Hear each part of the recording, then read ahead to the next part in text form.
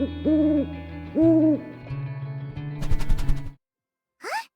Is that Navia over there? Oh, it's been a while. Let's go say hi.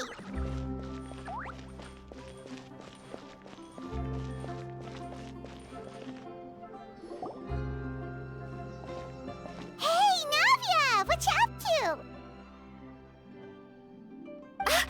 Shh! Get lost, Monica! I don't want to see you back here until you're ready to wake up and start doing things properly! Right now, you're a disgrace to my kitchen and to the Hotel de Boer name! It was an accident. I'm sorry, did you hear me asking for excuses? No, I'll do better, I promise. Why is she so aggressive? She won't even listen to what the poor girl has to say. Oh, hey, cut her some slack. You gotta at least hear her out. Wait! Huh? Who do you think you are telling me? Wait a sec. Navia? So, you're bringing backup now. Suit yourself! You're still wasting your time!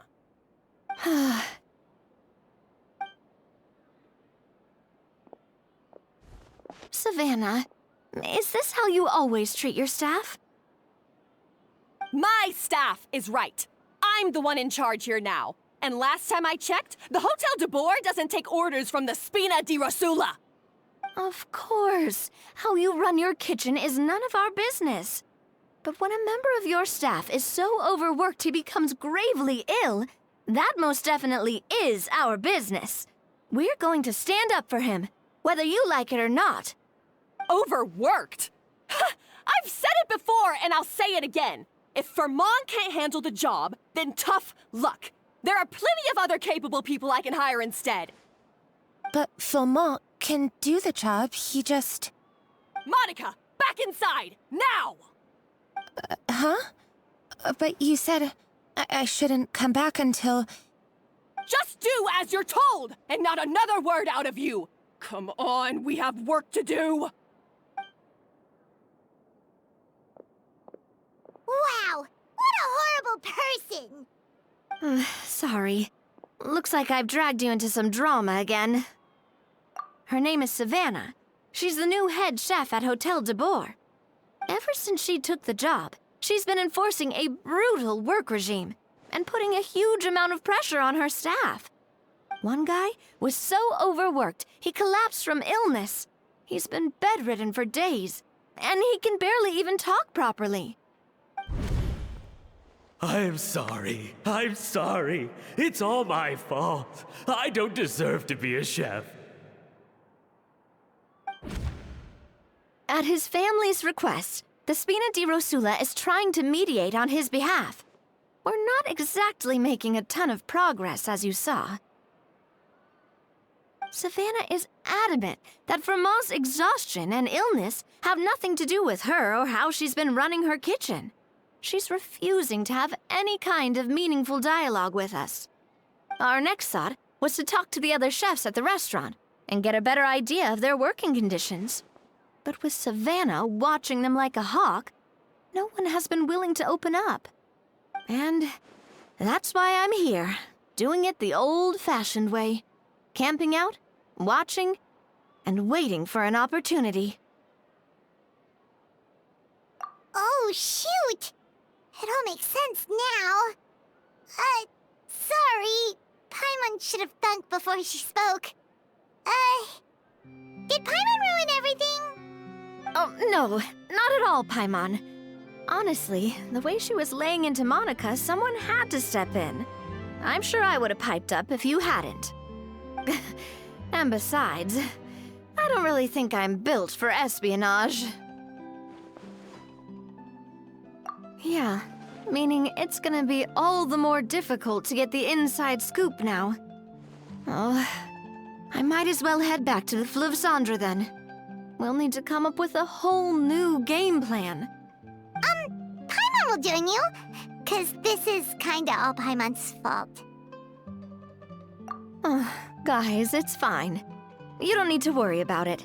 That said, if you were planning to visit the Fleuve Cendre anyway, let me take you out for a meal. I'll make sure it's a proper feast. A really famous chef just joined the Spina di Rosula's tavern. Her name is... Sorry to interrupt. I just wanted to apologize for the scene you witnessed just now. We shouldn't subject our customers to that. This is a small token from us. It's some candy from Monica. She asked me to make sure it was delivered into your hands. Monica's the one apologizing? Huh. Clearly Savannah is the one who owes an apology. Our head chef has been a little highly strung lately. Sorry for everything. All right. Since there's candy, Paimon will drop it. Not the candy. Thank you for understanding. We'll make sure to pass your feedback on to Miss Savannah. A little highly strung, huh? Paimon doesn't get it. How did someone like her even become head chef? Well, according to Fermat's family, she hasn't always been like this. But that's a story for another time. Let's try this candy. Oh, Paimon totally gets it. Come on, dig in! Huh? Hold on, there's something written on the wrapper. Find... Escoffier?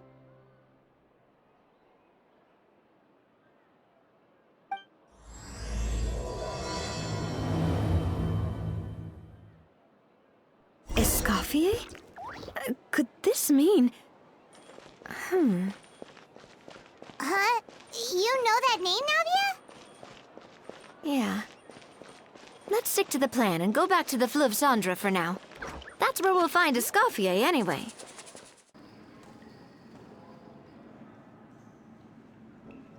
So, who is this Escoffier, anyway? Well, for starters, she used to be the head chef at the Hotel de Bourg, before Savannah. She recreated the legendary Gâteau de Bourg and restored the restaurant back to its former glory. Safe to say, she's the most renowned head chef in the Hotel de Bourg's history, after the culinary genius Modeste himself. Gâteau de Bourg? That's the super exclusive cake that they only sell a few slices a day, right? Wow. Why the heck would she let Savannah take her place? Well, apparently, the Hotel de Bourg was reported for a safety incident. Someone claimed that the kitchen was adding an illegal substance to their menu. But none of the chefs had any idea how it could have gotten into the food. In the end, Escoffier decided that as head chef, she should take responsibility. And she was sent to the Fortress of Meripede. The Fortress of Meripede?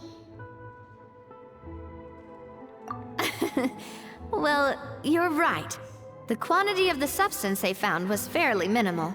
Even the guards believed the whole thing was probably just an accident.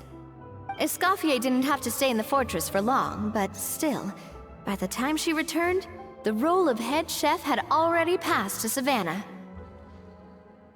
So that's what happened. Paimon still thinks it's really unfair. Even though Escoffier is no longer head chef at the hotel, she's still well respected by the staff. So, I'm guessing what Monica wants is for us to convince Escoffier to try and negotiate with Savannah on the staff's behalf. Oh, Paimon gets it! Monica wants Escoffier to come back and kick Savannah out. It's simple. If the new head chef is stressing everyone out, then the solution is just get the old one back. Well, about that... You thought cream of mushroom soup was ready to serve after 3.5 minutes on the stove! You'd have had more sense serving hot water with ice cubes. At least then you wouldn't have wasted all this perfectly good cream and mushroom! What do you say, Hilaire? I'm sorry, Cream. I'm sorry, Mushroom.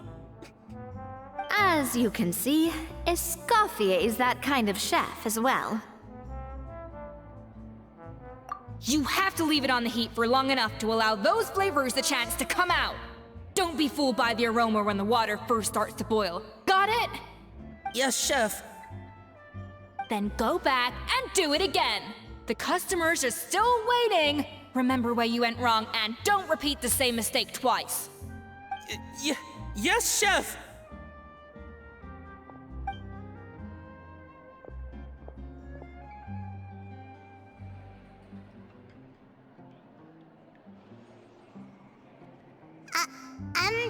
Excuse us, Waiting to be served? Sorry, we're pretty busy. I'm afraid you have to join the line. Oh, no, we're not here to eat. So you're not paying customers? Then I'm afraid the wait will be even longer. It's hard to talk to Escoffier when she's in the zone. Let's take a seat. We can catch up while we wait.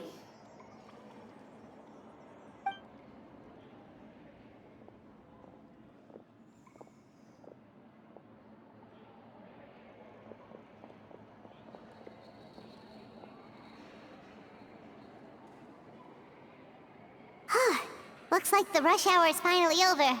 Is it always this busy here? These days, yes. I'd say business has tripled since Escoffier joined as temporary head chef. Well, in her words, the Hotel de Boer doesn't need her anymore. It doesn't look like she's got any plans to go back. I guess I'll be heading off then. Wait, take these home with you. We can't serve them now, and there's no sense in letting them go to waste. Oh, thank you, chef.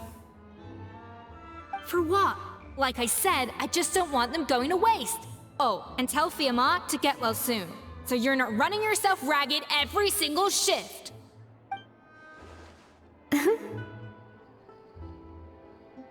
Fiamma. That's the second time we've heard that name. Who is that again? He's the chef that fell ill from stress. Hilaire is his son. And with Mom stuck at home taking care of Dad, he decided to pick up some work to help pay the bills. Escoffier knows their situation, so she's been making some extra food every day for him to take home. Hey, I heard that, Navia! I've told you before, no one's making extra food. Hilaire is making blunders in the kitchen, and I can't serve his failed dishes, so he might as well take them home. Yeah, failed dishes that just so happen to be nutritionally complete every single time. So, you two must be the world-famous traveler and her companion, Paimon, yes? Is there something I can help you with? Oh, so you know us already. We'll skip the introduction then. We're here to talk about Savannah. Oh, I certainly am. The Spina's headquarters are right next to the tavern. And I've lost count of the number of times Navi has come to pester me about it. But I don't work for the Hotel de Boer anymore. And being ex-head chef doesn't give me the right to interfere with that business. Besides, I'm the one who persuaded Savannah to take the job in the first place. What? Well, she was a much gentler person back then. A little timid, even. She wasn't at all confident that she was the right fit for the role. That's hard to believe. Are we definitely talking about the same Savannah here? Honestly, I do wonder if she's just emulating me. I mean, I'm not the most pleasant head chef to be around either. Anyway, suffice to say that given the history between us, it'll be tricky for me to tell her she's doing her job wrong without coming across like a huge hypocrite. Fiamma and the others probably think that Savannah gets it all from me. I wouldn't be so sure about that, Escoffier. Look at this note we got from Monica. She mentioned me. Whatever shortcomings you feel you have, it looks like Monica still trusts you. As for the others, well, how can you know what they think unless you ask them? Monica. Plus, it's not like we're asking you to storm in there and raise hell. We're only in the initial phase of our investigation. All we're trying to do is get the other chefs to open up to us. Oh, Monica. Oh, Monica. Escoffier? I can't believe her. Powdered sugar is supposed to be applied sparingly. Look at all that on the wrapper. It's thicker than the sole of my shoe. Unbelievable! I won't stand for this. She has to learn. Come on, we're going. Wait, so now she's, Let's go catch up to her. We don't want to keep her waiting.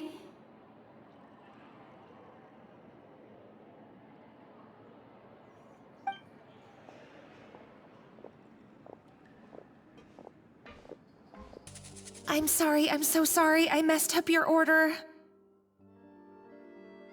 Oh, I wouldn't go that far. Maybe the taste is a little off, but if you hadn't brought it up, I don't think I would have noticed. But, please, you have to forgive me or Chef is gonna... Okay, I know. I'll kneel before you. What the heck? Get up, Monica!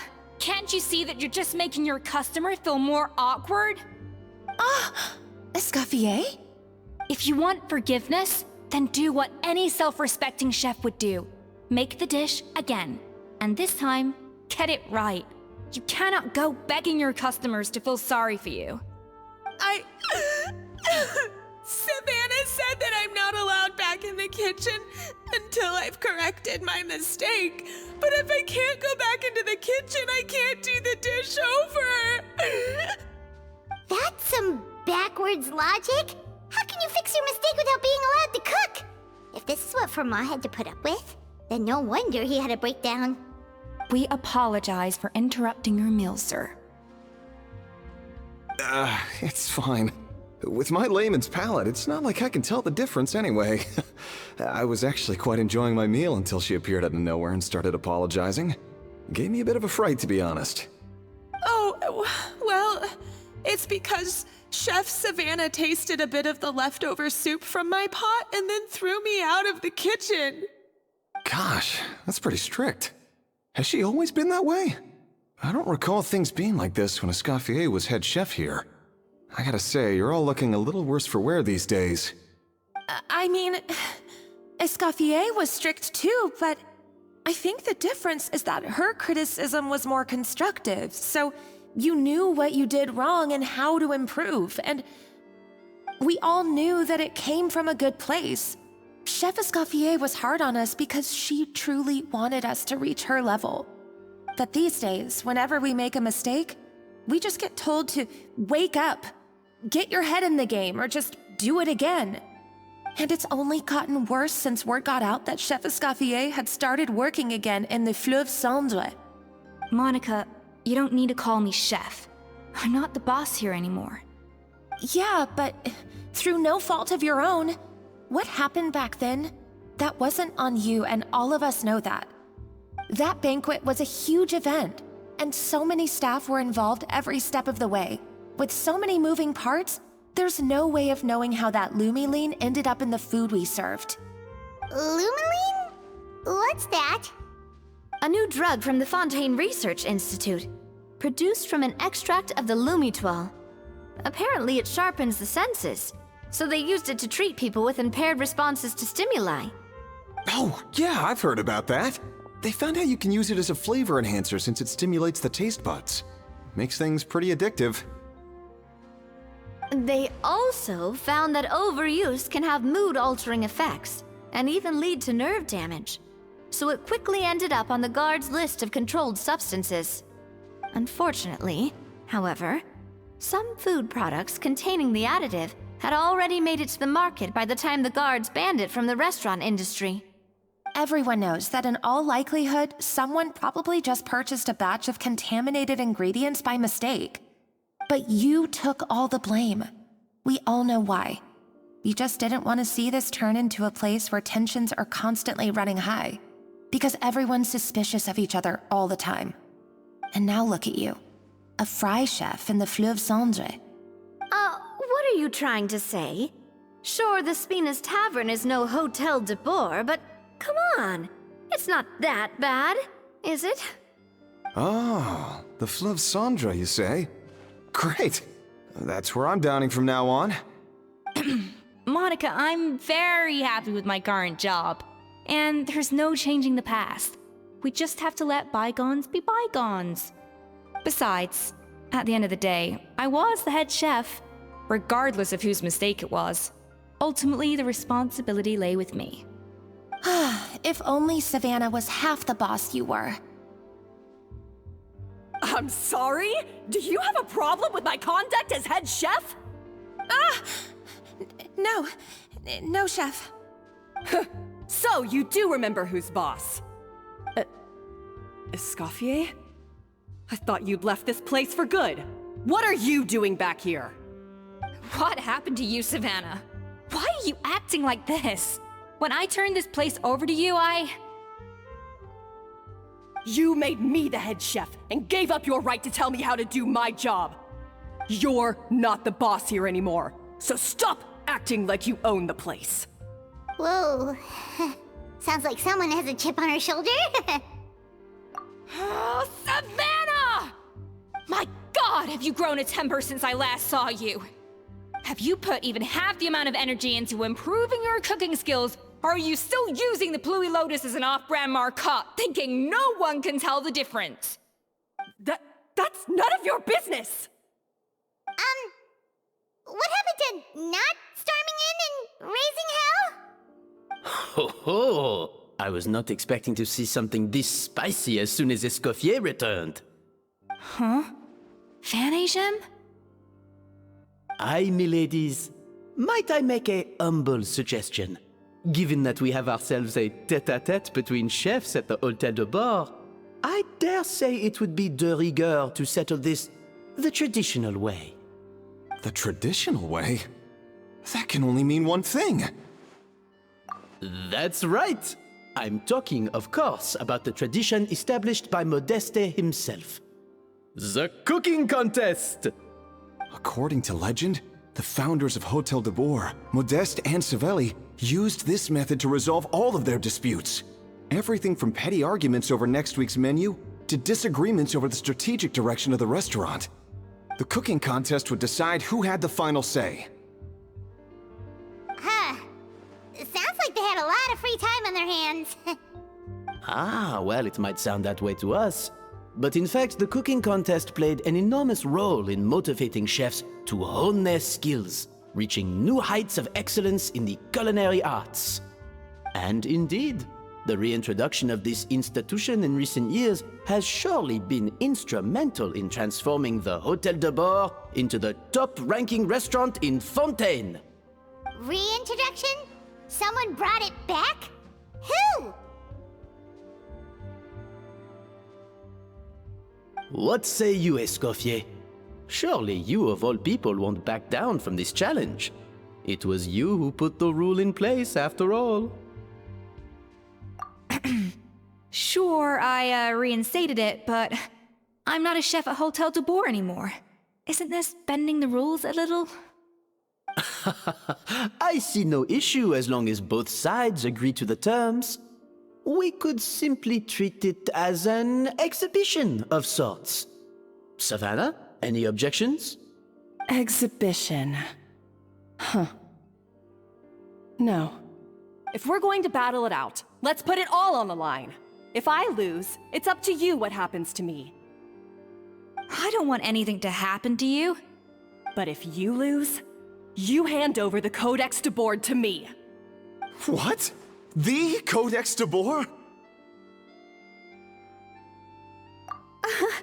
Only the legendary handbook written by the original head chef Modeste. It contains all his secret recipes, including Gâteau de Boer. It's the greatest treasure in Fontaine's culinary world. And only the present and former head chefs of the Hôtel de Boer have the right to read it. Present and former? Wait, but that already includes Savannah, though. What do you want that old thing for? You have your own copy, don't you? Don't take me for a fool. You know perfectly well what I mean. I want your copy, the original version, the one you took with you when you left us. I'm sorry, I must be missing something. You know, there's no difference between the original and the copy, right? They contain the exact same recipes. Stop trying to change the topic. What's wrong, Escoffier? Scared you're gonna lose to me? Or are you scared of me getting my hands on the original codex? Savannah, you may remember that we gave her the original as a parting gift, to thank Escoffier for her years of service. Asking for it back feels a little, Oh, I'm sure it won't be an issue, as long as both sides agree to the terms. Those were your words, weren't they? And as for the contest itself, let's make it a bake-off. Gâteau de boar, per the recipe in the codex. Well, Escoffier, you against me. Are you in or out? You sound surprisingly confident. Alright then, let's see how much you've actually grown. I hope you surprise me, Savannah. I'd hate to find out that all you've learned after this long is how to chew people's heads off. Believe me, I'll show you. Escoffier, are you sure this is a good idea? You accepted her terms a little hastily. Oh, it'll be fine. Let's head back to the Fleuve Cendres so I can get prepping. So, this whole bake-off thing kind of came out of nowhere. Was it really sensible to just go along with it? Well, I got a sense that she's holding something back. But we chefs always express ourselves in our cooking. So if she won't talk, this might be the best way to find out what's really going on with her. Huh? Holding back? Sure didn't sound that way to Paimon. Escoffier only picked up on it because she's the same way. Always closed off, never letting you know what she really thinks. That's patently false, at least where your macarons are concerned. I've been nothing but truthful with you about the disgraceful amount of sugar you use. Okay, that's one case where you can keep your thoughts to yourself. Oh, that? Well, it's not so much a recipe book as a diary of Modeste's adventures. Back in the day, he and his good friend Savelli explored far and wide, partly adventuring, partly looking for new ingredients and developing new recipes. Their creations had an enormous influence on the course of Fontaine cuisine, turning it into a much more vibrant and diverse scene. For instance, legend has it that the original Gâteau de boar was made using a special secret ingredient that Modeste discovered on one of his adventures. So rare was the ingredient that they could never make more than 16 slices of the cake per day. But everyone who tried it claimed that it was one of the most blissful and invigorating things they had ever tasted. Modeste and Savelli went on to found the original Hôtel de Boar, which catapulted them to stardom in Fontaine's culinary world. Especially Modeste. He was hailed as a once-in-a-generation genius, and over time, the recipes from his adventure log became known as the Codex de Boar. Ah, Paimon's heard this kind of story before. Armed with the Codex, the Hôtel de Boar took its rightful place as the finest restaurant in the land, serving those recipes for centuries to come. Something like that? What? No, of course not. Cooking is a constantly evolving art form. How could any restaurant survive if they only served food that was popular last century? Anyway, never mind centuries. Savelli and Modeste parted ways not even 10 years after their rise to fame. Then, Modeste passed away while he was still in his prime. And that was it. The end of the Hôtel de Boar's heyday. It fell into decline, and for most of its history, it was just a nondescript place with a couple of cheap tables. It's only in recent decades that it started recovering. Even then, it still took numerous relocations and changes of management before we finally ended up with Vanigem and the restaurant we have today. Oh! So the Codex really isn't all that, then. Paimon figured it was like one of those mystical books they have in Liwe's martial arts novels, where the main character learns all their secret powers from. Yes, well, that's fiction, and this is reality. You can't meet the tastes of modern diners by following some ancient recipes from a dusty old book. Case in point. Even the Gâteau de Bourg they sell now is actually Escoffier's reimagination. Wait, really? Why though? Didn't that recipe make it into the codex? It did, but like I said, it's the dusty old book now, and the records aren't as legible as they once were. Not to mention that there's no way of finding the secret ingredient Modeste wrote about. So, reimagination is right. I consulted some historical records and took what I could from the codex.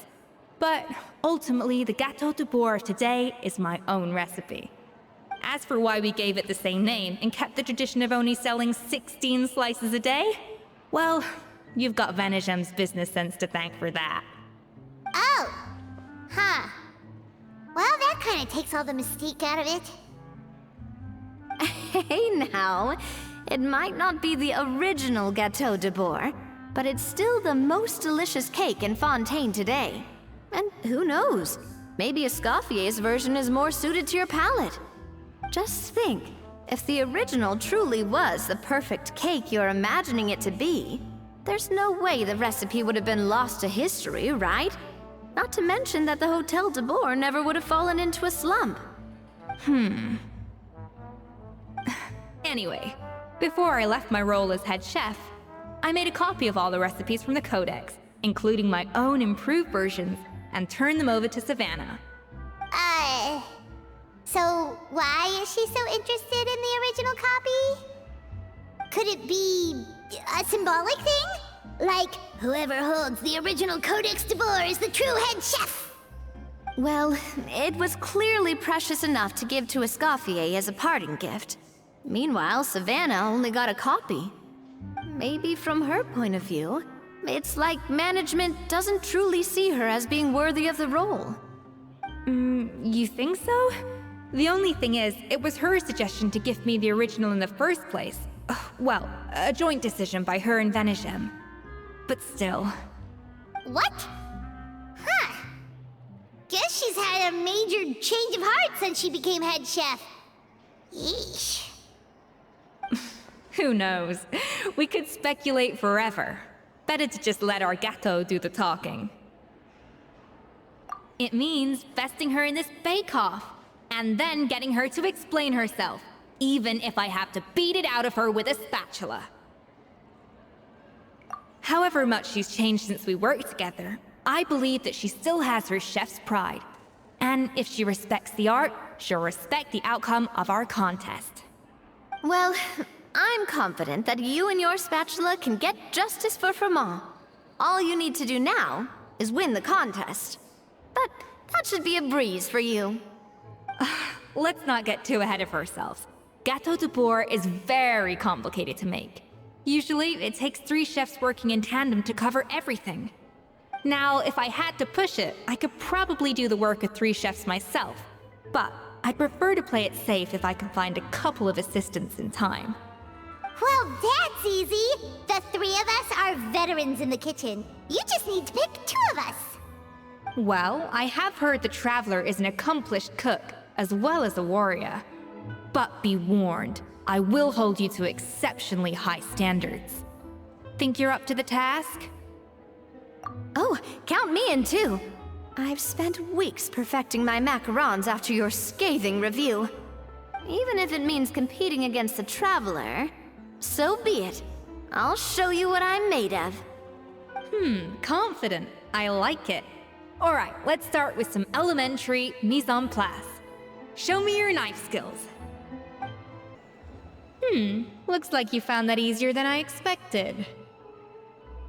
Yeah, thankfully it was pretty straightforward in the end. You made it sound like we'd be carving statues out of fruits or something. Well, brace yourself, because the next step is anything but straightforward. I'll be using this cold press to extract flavor compounds from the ingredients. A kind of special food processor I got the Fontaine Research Institute to make for me. It uses cold temperature extraction to isolate the essence of cooking ingredients, which can then be used to flavor dishes more precisely. But this isn't exactly standard kitchen equipment. So that probably didn't make a whole lot of sense. Let me give you a demonstration instead. And done. These are the flavor compounds extracted from our ingredients. I've processed all the fruit you chopped up earlier. Wow! Even the smell is so much more concentrated. What next? Do we add all this stuff in? Absolutely not! Throwing everything in at once will ruin the balance of flavors. We have to go slowly and carefully to calibrate the exact flavor we want. I'll demonstrate again. Now, watch closely.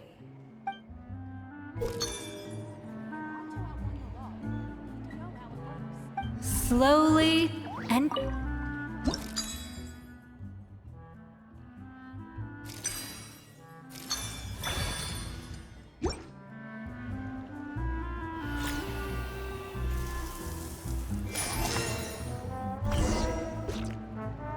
And voila! Now it's your turn.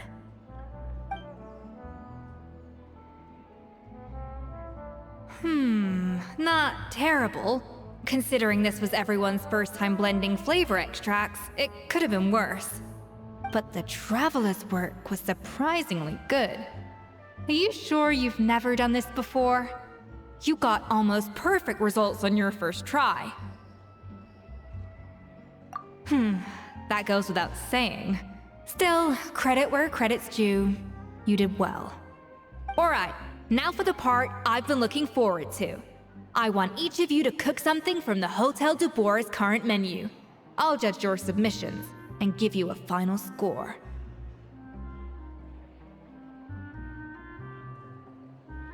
That's right. The true test of your cooking skills is the finished product. It'll be good practice for the contest itself. Now get to it. Chop chop!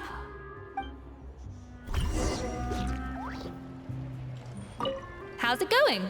Have you picked a dish yet? Choose wisely. I expect you to present the most delicious thing on the menu.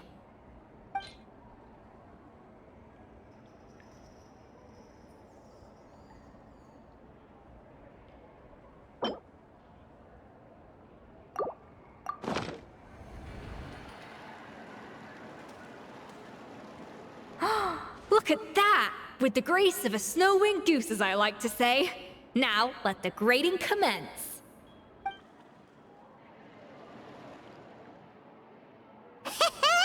Pretty good, right? Not to brag or anything, but Paimon's a bit of a connoisseur when it comes to la food. 6 points. What? Oh, well, fair enough. Paimon doesn't cook all that often, so as long as it's a pass. That's 6 out of 100. What?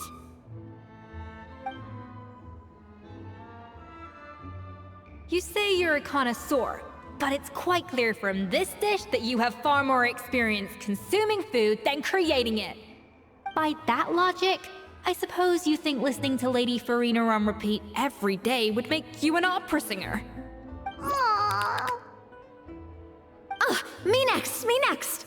I'll have you know that this batch of macarons has 2 whole tablespoons less sugar than my previous ones. So you went from 12 tablespoons to 10? Well, it's nice to know you actually measured it out. Because it tastes like you just threw in whatever was left in the jar. 6 points. Aw.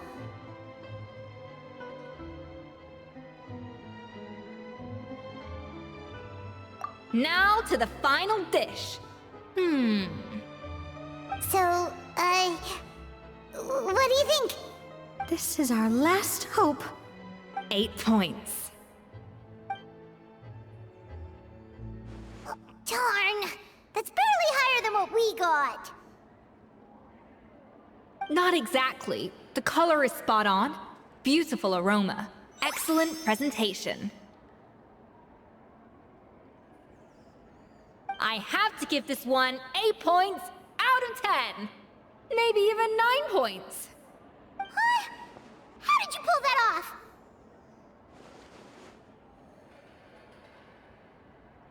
Don't get me wrong. There's room for improvement. But still, this is clearly the work of an accomplished chef. I can tell that you've put many hours of work into honing your skills in the kitchen. I can really taste the grace of the snow-winged goose in this dish. The traveler's journey, with all its trials, tribulations, and setbacks. Not to mention the frustrations of having a picky eater for a partner. Hey, you made that last part up! No way did you taste that! Well, it looks like I lost fair and square. I guess you'll be taking the Traveler as one of your assistants then?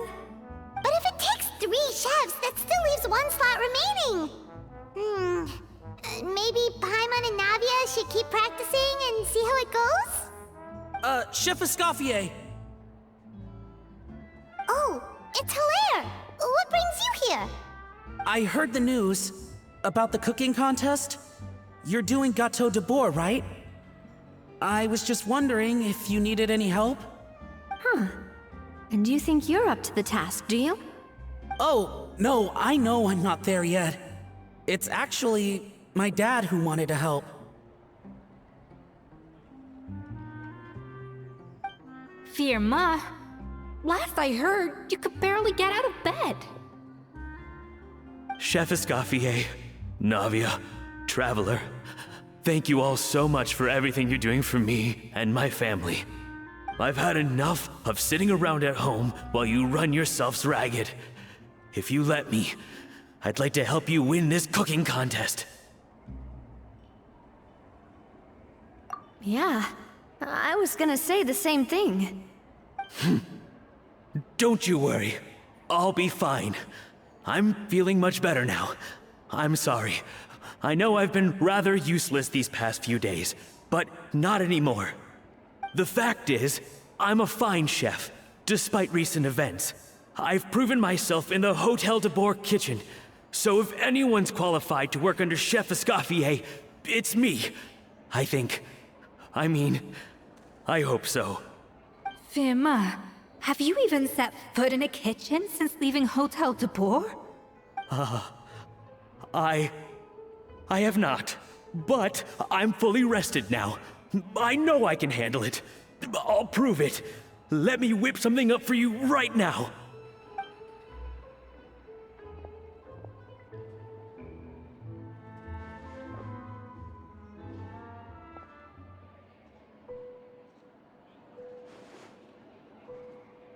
Huh? That's strange. Why are my hands shaking? What do you call this, Firma? I can't seem to grip my knife. Do it again! Again! Again! I... Hopeless. Get out of my kitchen yesterday.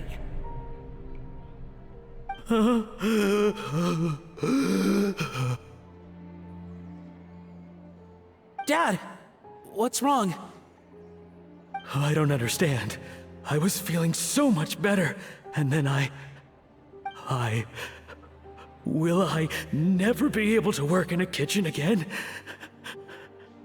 Dad, talk to me. What happened?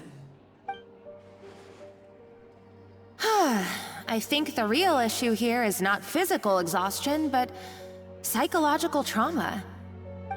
Monica, when did you get here? Probably because you were all concentrating so hard on your cooking. I didn't want to interrupt your flow. But anyway, Firma, I'm so sorry. If only I'd known how serious your situation was, I would have stood up for you sooner. You have nothing to apologize for, Monica. During those long nights of redoing every order, you were the only person who looked out for me. Oh, come on. All I did was make you some tea. I doubt it was much help. Savannah was so ruthless toward you. I probably should have brought you something stronger. She sounds like the worst. All right, another Savannah horror story. Let's hear it. She's been getting harsher and harsher on us ever since she heard about Escoffier's new role in the Fleuve Cendre. Seems like no matter what we make, she'll find something wrong with it. What is this? It looks like a dog's been at it! In the trash now! Then she orders us to redo the dish again and again, but we never know what's going to make her happy. Do it again, do it again, do it again! Every time you remake it, you just get another earful from her. Either straighten yourself out or get out of my kitchen! So now, it seems like just picking up a kitchen utensil gives me flashbacks of her yelling at me. Oh man, that must be awful. The more I want to get it perfect, the more my hands shake, and the more scared I am of making another mistake. How can you give up so easily, Firma? You weren't a quitter when you were working for me. And even under Savannah, you talk about working late into the night trying to perfect your dishes. That says to me that you still hadn't lost that determination to prove yourself. What changed? I don't know what's come over me. When I think back, I just remember feeling like my heart and my hands were growing heavier and heavier as the shift went on. Each time I had to redo a dish, my heart sank a little further. Maybe Savannah was right. Maybe I am just hopeless at this. Dad. I see. Well, it sounds like there are some deep issues at work here. Ones that won't be resolved by merely seeking compensation. I will win this contest, and after that, I encourage you to approach Savannah and talk this out. But what if you can't find another assistant in time? Clearly, I'm in no state to help out. You think being one person short will ruin my chances? Let's not forget, I taught you and her everything you know. Even if I had to go it alone, I would present the perfect gâteau. Oh, well, Paimon and Nadia will still keep practicing, just in case. And so will I. Yeah!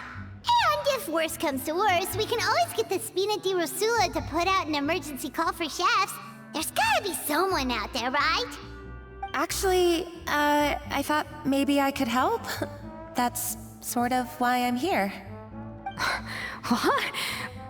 Why didn't you say so? I was going to, but then... well, this is the first chance I got. You do this for us? Thank you so much, Monica. Alright, fine by me. But aren't you still working for Savannah? Joining the other side seems like a guaranteed way to put your future employment in jeopardy. I know, but it's all right. I've made up my mind. With the way things are, I can't keep working for Savannah much longer anyway. Unless I want to become the next Firma. I'm done with sucking it up. It's time to try and turn things around. If this cooking contest can get Savannah to see the error of her ways, then I'm sure she'll forgive me for this. Well, Paimon didn't think we'd be poaching from Savannah's staff to get our third person, but there you go. Anyway, Monica's a professional chef, so nothing could possibly go wrong now. Great! Then it's settled. And to congratulate you all on making the team, I propose a Spina-sponsored meal to celebrate. Spina sponsored? Wait, you mean I'm cooking? Well, I promised the traveler a feast in the Fleuve Cendre. And I know how much you've been looking forward to it. Yeah! Feast, feast, feast! Alright, if you insist, then prepare for some of the finest food of your lives.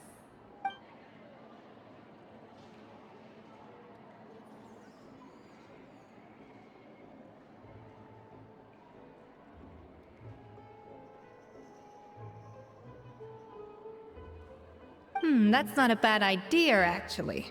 Wait, hold on. You need to finesse that further.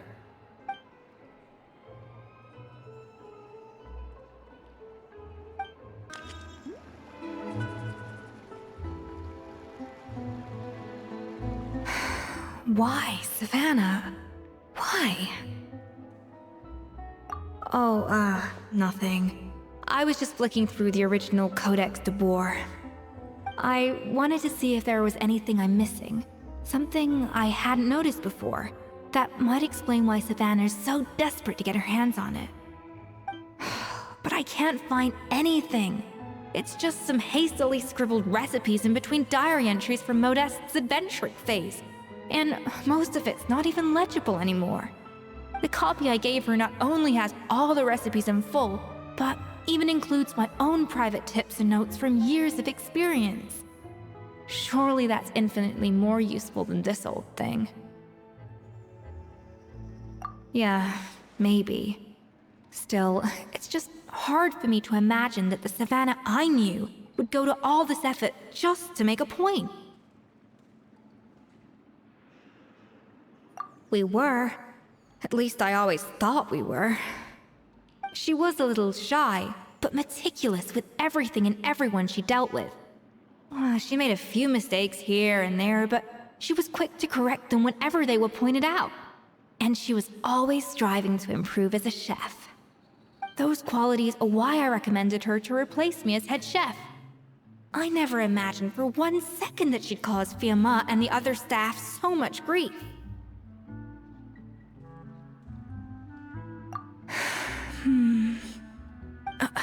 Well, I mean to an extent, of course. I pushed hard for her to get the role. And the idea that she turned out like this because of me is difficult to come to terms with.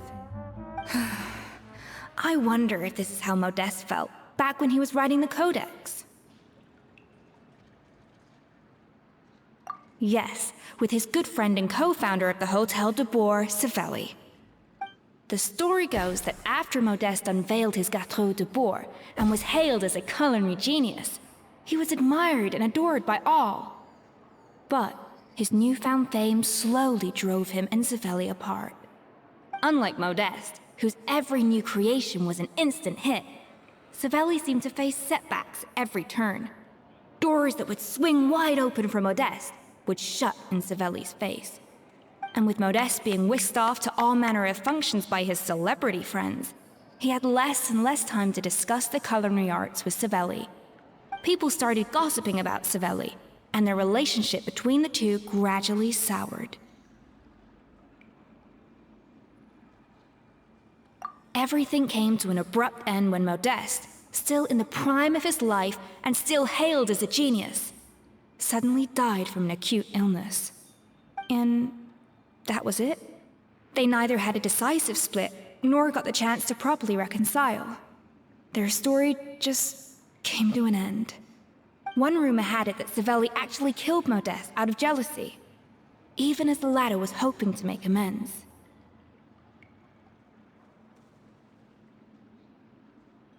Unlikely. It's a popular theory, but there's no real basis for it. At least there are no records of Savelli ever being convicted of a crime. Still, beyond a point, there's no way of knowing what truly happened in the past. All we can do is try to make sure the present doesn't quite go as badly. And that's why I have to win this contest tomorrow. Then get the truth about everything that's been going on, even if it means cracking her open like a nut. Really? Well, I like the confidence. Don't let me down tomorrow, then. You better bring your A-game. Mesdames et messieurs, welcome one and all to the Hotel de Boer and to this most exciting of cooking contests. Savannah, I've brought the original copy of the Codex you asked for. Monica? Huh. In the interests of fairness, this contest will be conducted in a double-blind format. Once the dishes are complete, they will be sent to the back of the kitchen where they'll each receive a label. The labels will be placed out of sight underneath the plates, only to be revealed after the judges have sampled them and reached a final verdict. This is to ensure that no one will know which dish is made by which contestant. As one of the judges, I promise to be fair and impartial. When my meal got interrupted yesterday, I never thought this is how they'd make it up to me. Getting a seat on the judging panel is a pretty sweet deal. Both contestants have taken their positions? Then, without further ado, let the Hôtel de Bord cooking contest commence!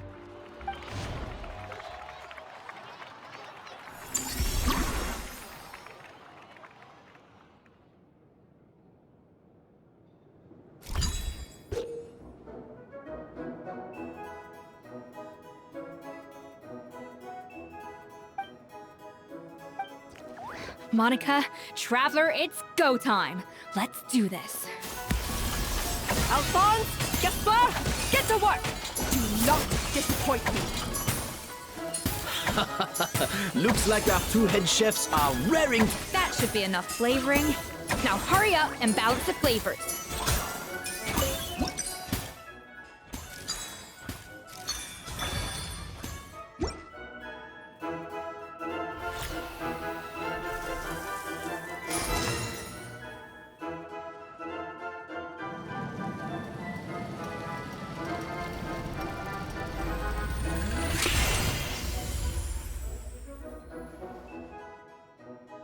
Come on, Escoffier! Come on, Traveler!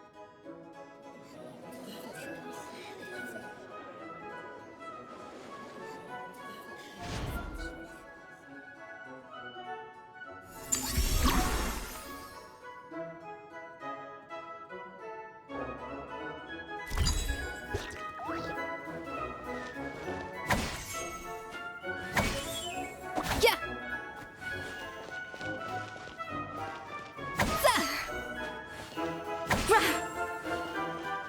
A dash of frosting!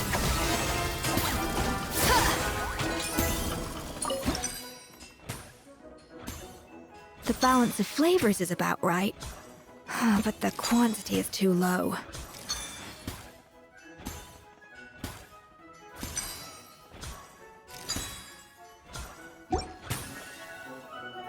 Alphonse!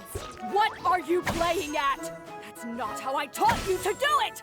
Stop horsing around and do it again! Yes, chef! Stay calm,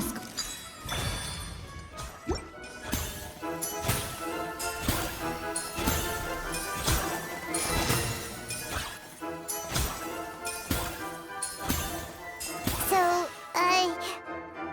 what do you think?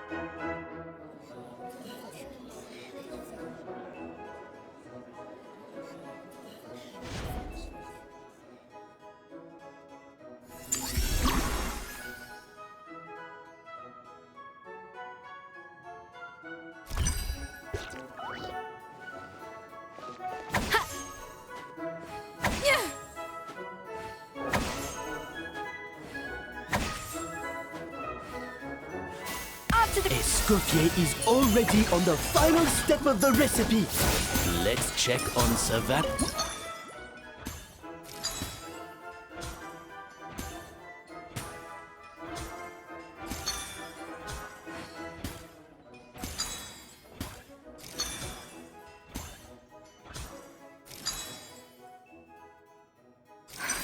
What are you doing, Escoffier?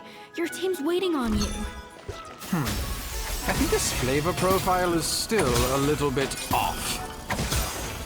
Enough! Oh, useless! Both of you! Make like an egg and beat it! I'll do it myself! Wow!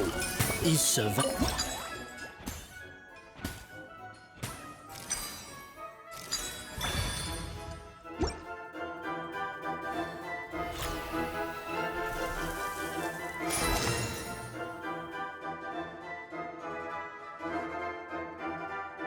You can't match Escoffier's talent.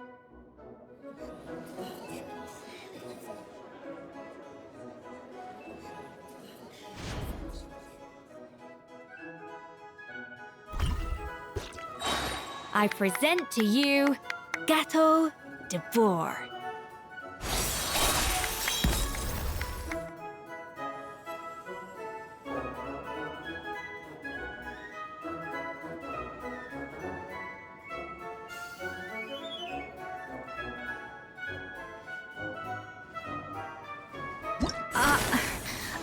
I was just exercising caution. I had to make sure everything was perfect.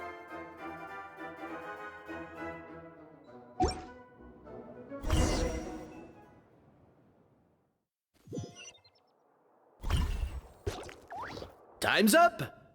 Contestants, please take your dishes to the back.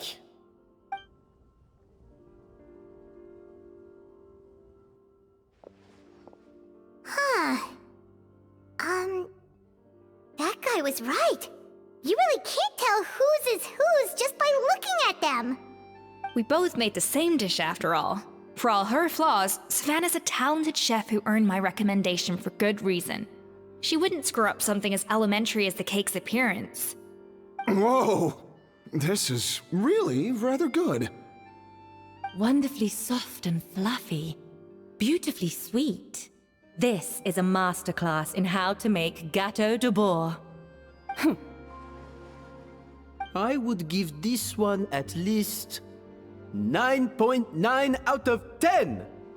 Only because there's something about the flavor of the base. It's just a little different from the recipe I'm used to.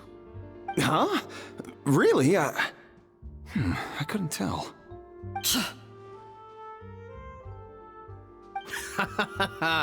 All right, on to gâteau number 2.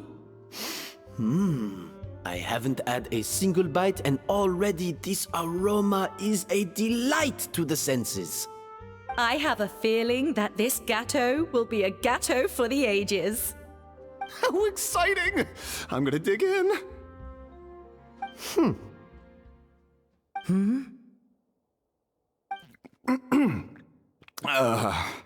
I think maybe someone got a little carried away when they were adding the sugar. Not just the sugar, it's the flavors too. This is all over the place. Who made this? It appears the decision is unanimous. This gâteau is far below the standard we would expect. And Paimon thought this might actually be close. Turns out she can't bake to save her life. Something's not right here. Savannah may not be perfect, but no way is she this sloppy. I can now declare that the creator of the first gâteau has won this cooking contest. Now, all that remains is to turn the plate over and reveal the chef's name underneath. What? It's Savannah? No! That's impossible! Hey, Savannah! You cheated, didn't you? You cheater!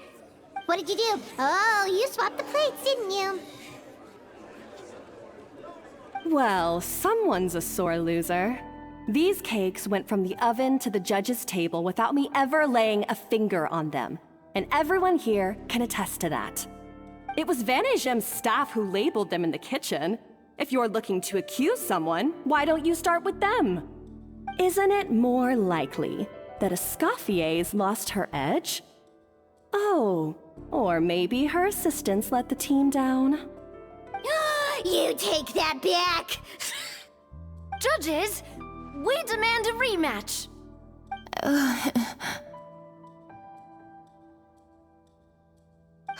That's enough!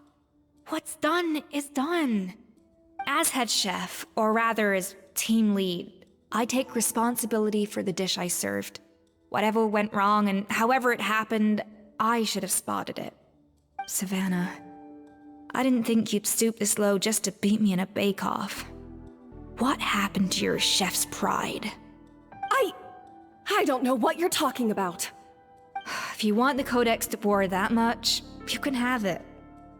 Scoffier, no! Look, Savannah, you may have fooled everyone else, but can you really fool yourself? What I'm offering is to accept defeat without looking to expose what you've done.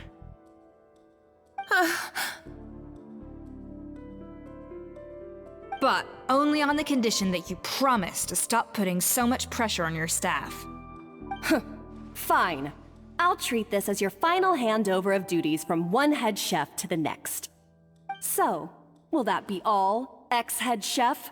Or is there any other unfinished business you'd like to leave in my hands? I didn't mean that to be a scolding from your former boss, just a word of advice from a fellow chef and a friend.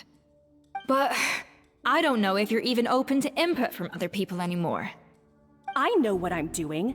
I don't need your advice. All right, fine. I'm glad to hear it.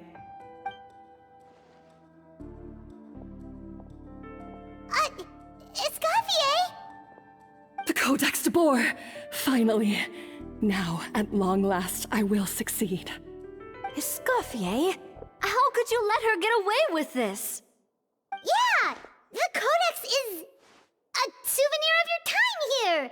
Doesn't that mean anything to you? It's all right. It was just a bake-off, not the end of the world. I'm already over it. Besides, it's not all bad. She agreed to compensate Firma. That's mission accomplished for the Spina. Honestly, if I'd have known that giving her the Codex would solve everything, I'd have just done that in the first place. I mean, why bother with the whole cooking contest? It's such a waste of time and energy.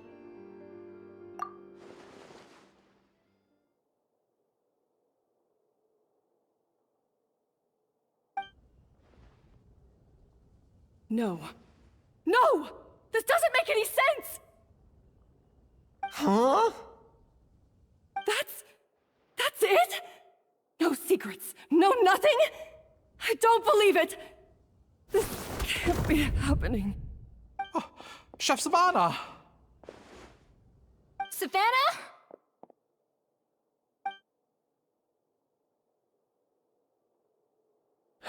It's nothing life-threatening. Just a lot of pent-up stress and exhaustion. Oh, I knew it. Pent-up stress? The truth is, however hard she might be on the rest of us, the person she puts the most pressure on is herself. Yes, there are nights when she makes us redo things over and over into the wee hours. But for her, it's every night. She'll hide herself away in the kitchen, working on new techniques and recipes, and only realize how long she's been at it when we come to work the following morning. But why? Why would she do that? Our best guess is, she doesn't want to be seen as less of a chef than Escoffier. And there it is. Even so, that's no excuse for taking her anger out on the rest of you. Yeah, and it's definitely no excuse for cheating in the cooking contest. Huh, about that, we honestly have no idea how she did it. We were focused on our own work the whole time, like she asked. Leone and Algalia were the ones I tasked with labeling the cakes. I've already spoken to them both. They're at a loss to explain it too. Not to worry. Come on, join me downstairs. I'll interrogate the guilty gâteau myself.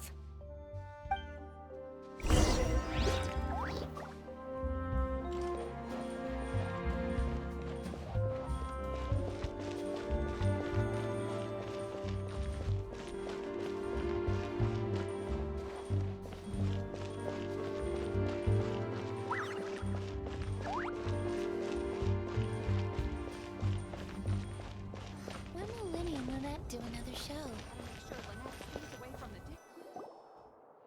Well, how is it? Have you figured out what it was? Oh, this is aggravated assault on my palate. I'd rather eat wet cement than this. Is it really that bad? I made sure to taste test it before it was served. Oh, relax. This isn't your cake. Savannah never switched the plates. The offending flavors are coming from in between the icing and the cake base, which means someone tampered with it while it was being made. Or in other words, we have a traitor in our midst.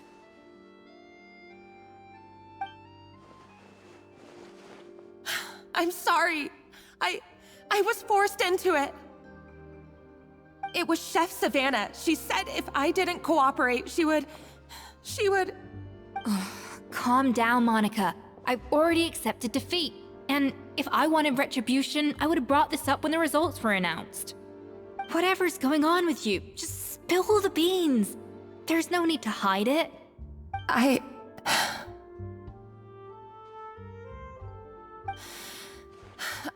was the one who caused the food safety incident that one time. Food safety.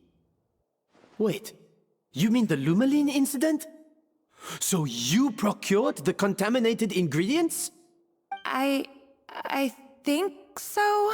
Savannah and I were on procurement that day. I didn't check everything as well as I should have, and so I let contaminated ingredients make it into the kitchen. But I swear I didn't do it on purpose. I had no idea there was an issue with them, and I didn't know it would end up with Escoffier going to jail. But the last thing I expected was for Savannah to use it as leverage to blackmail me with...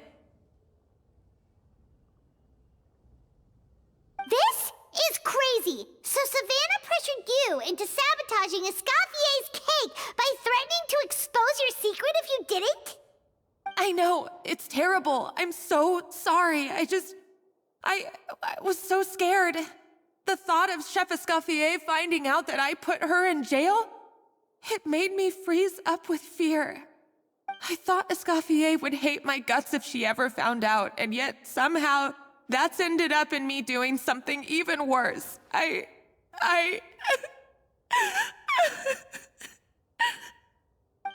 Seriously? All this fuss over a little slip-up? Huh? Firstly, it's not like I got a life sentence. I did my stint at the fortress, and now I'm out. And secondly, I had my own reasons for leaving the Hotel de Boer. This wasn't the only factor. So, you don't need to feel ashamed or frightened or anything like that. Any more than you need to add butter when you're pan-searing foie gras. You mean... you forgive me? Oh, well, I'm not saying you don't have to take responsibility for your mistakes.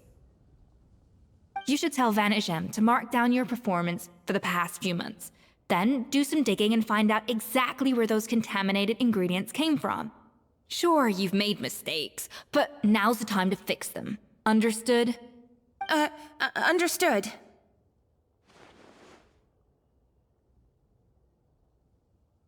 Good. Now, back to Savannah. What about the original codex would compel her to resort to blackmail? I have my suspicions. Not that I've got any proof to back them up, though. Ugh. What happened to me? I've overheard some customers murmuring about how the Hotel de Boer hasn't been the same since Escoffier left. They think our menu doesn't taste like it used to, especially our signature items.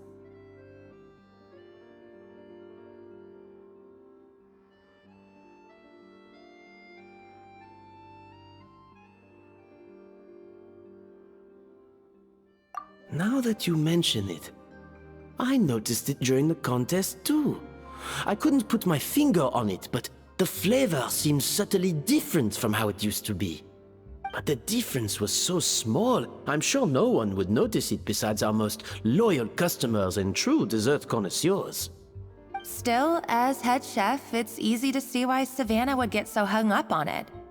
So many times I've seen her make the cake base over and over again, late into the night, determined to match Escoffier's version. But something's always slightly off every time.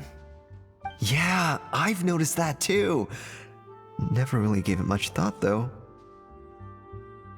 Thinking back on it now, it's clear that Savannah's been in a downward spiral ever since Escoffier left. She wants to prove that she can fill Escoffier's shoes. That's gotta be the reason.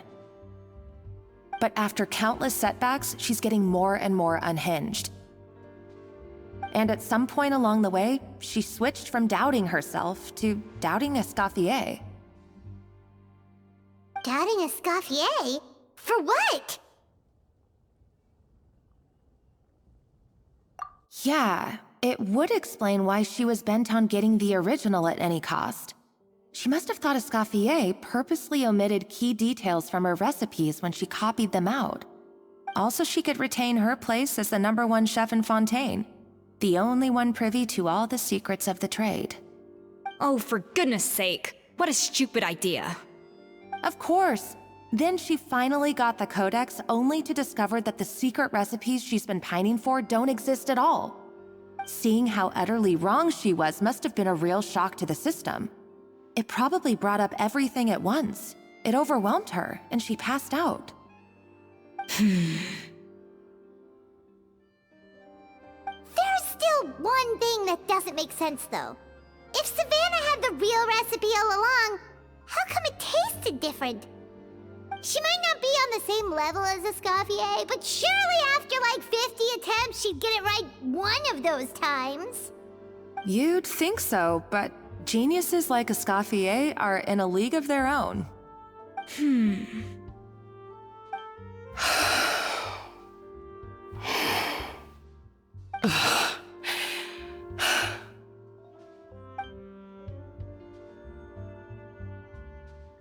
New head chef, you say?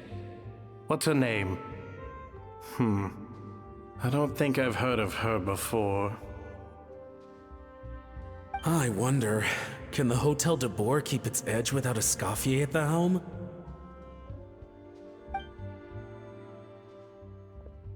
This tastes different from last time.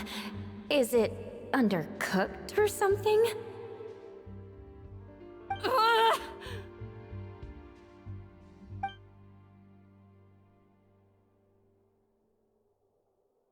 Take this. It's a copy of the Codex de Boer.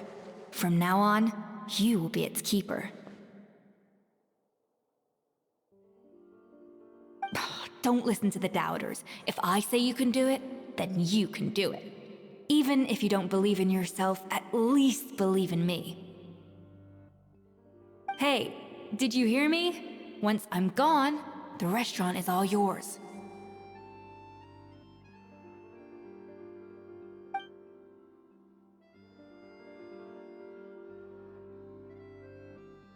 All this time, I've been blaming other people, but maybe I'm the problem. I sincerely apologize for putting everyone out. Savannah's awake now, but I don't think she's ready to speak to anyone yet. Let's give her the day to calm down. I'm sure you'll have the chance to talk everything out tomorrow. In that case, I'll go and update for Ma and his family. I wonder what he'll make of all this.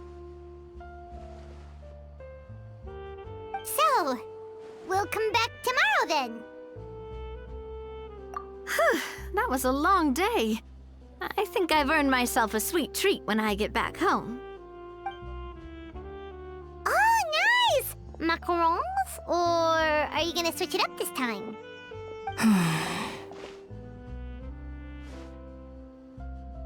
Traveler, how much do you know about the snow-winged goose? Every year, they migrate long distances in search of a suitable home. There's always one goose at the front whose job is to lead the flock. Fontaine poets often use the image of that goose to explore the ideas about leadership and genius. They usually imagine someone who's a cut above the rest, a model of perfection. But what those poets don't know is that during a migration, the lead goose is always changing. Once the lead goose shows signs of fatigue, it retreats to the back of the flock and allows another goose to take its place. So the truth is that leadership, with all the responsibilities and pressures that come with it, it's something that everyone takes turns at. But we humans completely miss that fact when we project our own ideas about social hierarchies onto them. I guess what I'm saying is, I don't buy into this notion that there's some sort of gulf between normal and genius. Cooking is a science, not magic. Given the same ingredients, same recipe, and same environment, I see no reason why two different people shouldn't be able to create the exact same dish. Of course, some people have a more sensitive palate than others, and some people are just born bolder or more conscientious. But these are all variables that can be accounted for with time and practice. I'd have no reason to expect so much from others if I believed that perfection can only come from the hands of a genius. The only reason I hold people to high standards is because, well, I believe they're capable of greatness. Okay, I've made up my mind. I'm gonna get to the bottom of why Savannah failed. And come tomorrow, I'll give her the scolding of her life, pointing out all the mistakes she's made along the way. Then she'll finally see the error of her ways. Why are we here so early? Our meeting with Vanagem isn't for a while. Check on her? Why? What happened? Oh no. Escoffier, are you alright?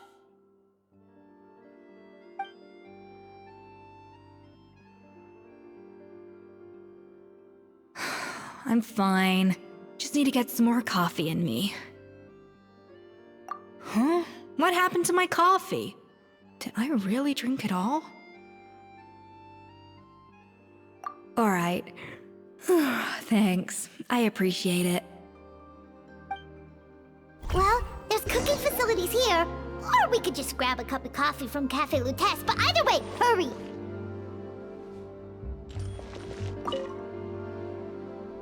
Coffee. Need coffee.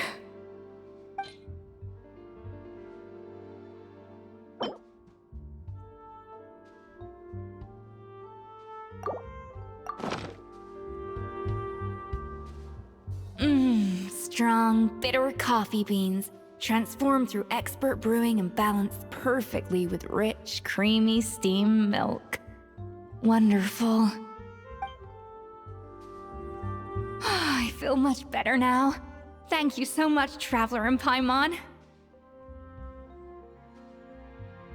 Glad to hear it, but make sure to catch up in your sleep when you get the chance.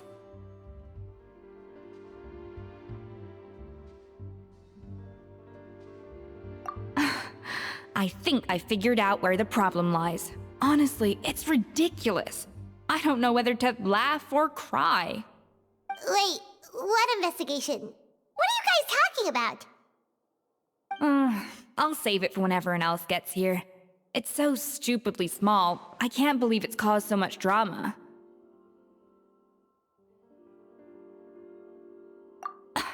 Yes, except my failures were stepping stones to success. Escoffier, have you seen Savannah? Huh? No, not since yesterday. Why? What's wrong? After seeing her home yesterday, we were all a little concerned about how she was doing. So, I dropped by her place early this morning to check on her. Only to find an empty house with the doors wide open. I left Alphonse and the others to keep watch at her home, while I checked the Hôtel de Bord. I'm worried something bad might have happened.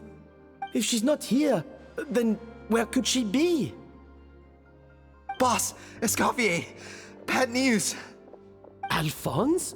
You're supposed to be keeping watch at Savannah's house. We were, but then, just after you left, we found this stuff in her house. Oh, looks like a map with a bunch of random places circled. What does it mean? Wait a second. This feels familiar.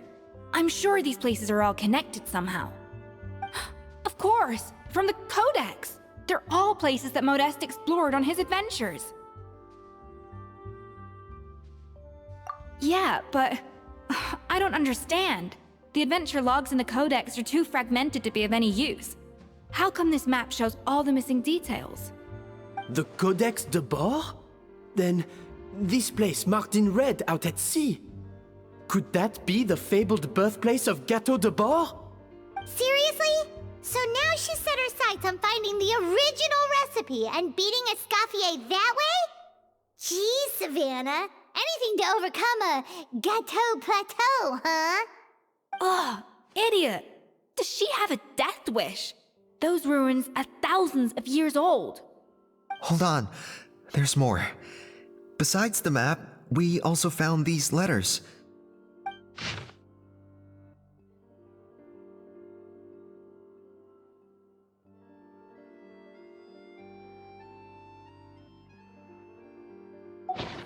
It was you.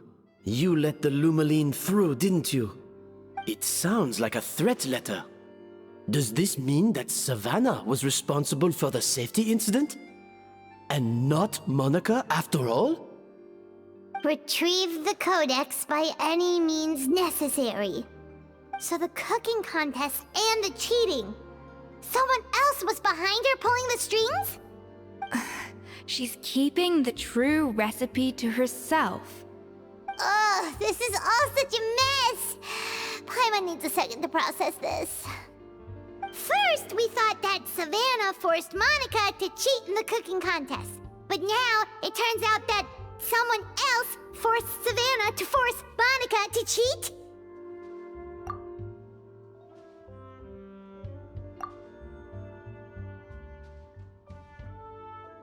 You're finally here. Of course.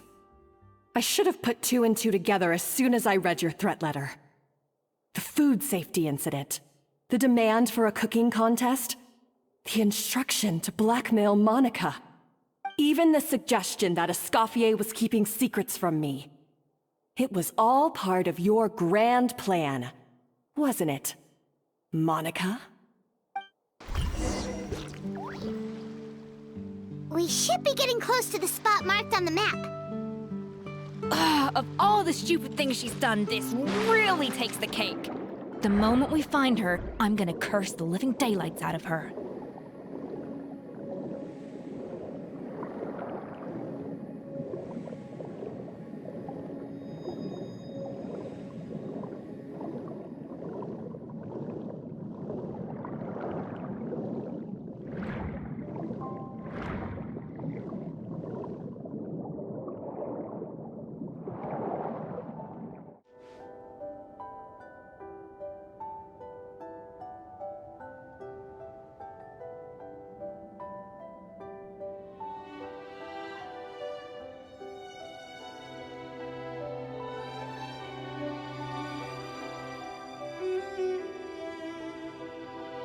Whoa, this place looks like an underwater restaurant, doesn't it? Suddenly, the idea of an adventure chef finding secret ingredients makes a whole lot more sense. I think Modest's codex mentioned this place. A public bath from the time of Remoria. So yeah, definitely the kind of place that would have served food and drinks. Huh? Some blubber beasts have come to join the party? How did they get here?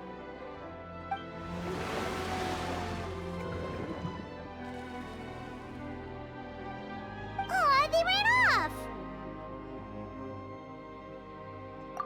That could be easier said than done. Something's blocking the entrance. Well, did Modeste mention it in his adventure logs by any chance? They must have gotten through somehow.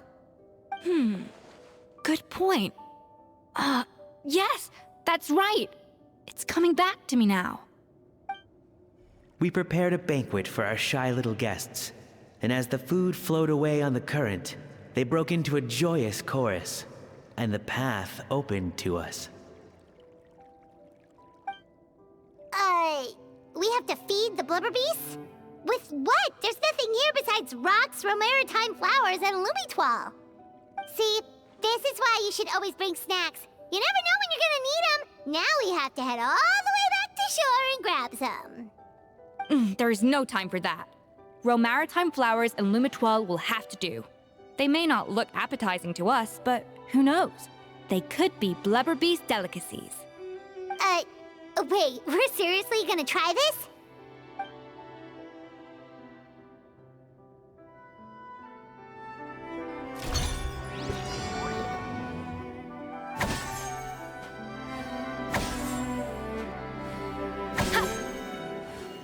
A little amuse-bouche! Yes!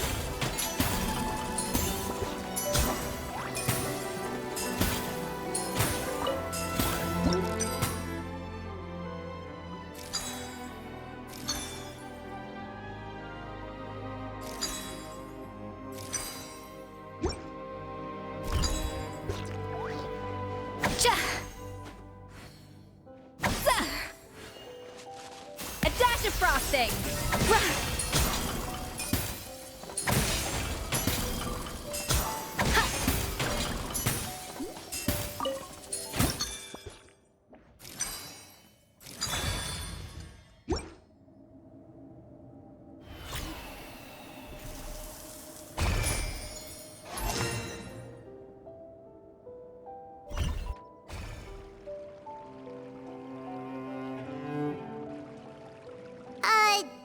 super beasts or not, are we sure this stuff is edible? Trust me, they'll love it. Oh, good question. If we try to put them in the pool, we'll probably just scare them off again, and who knows how long they'll be gone. Yes, we can't afford to wait for them to double back. Oh, what was it that Modeste said again? Something about the food flowing away on the current.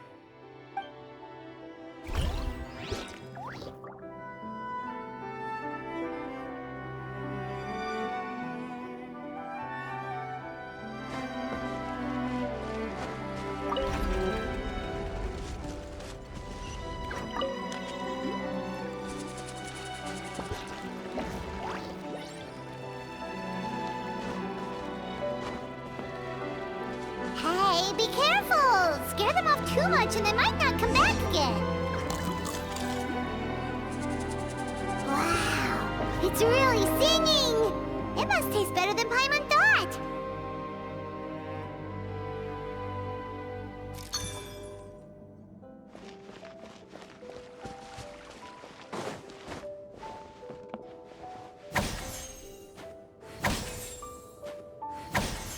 The tracks turned back again. Ugh, so annoying.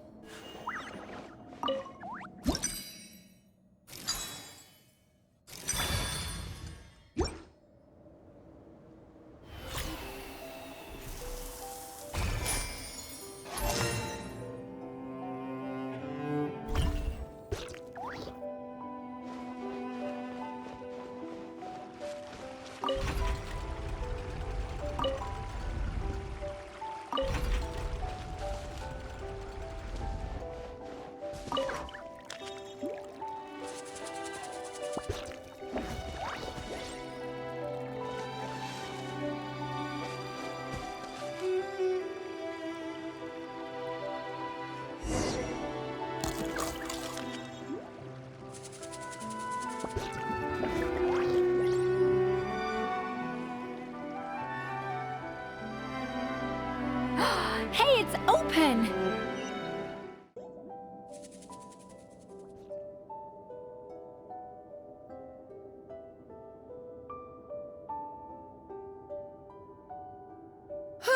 Hey, give me your water. Here. I said your water, the one you just drank out of? Sure.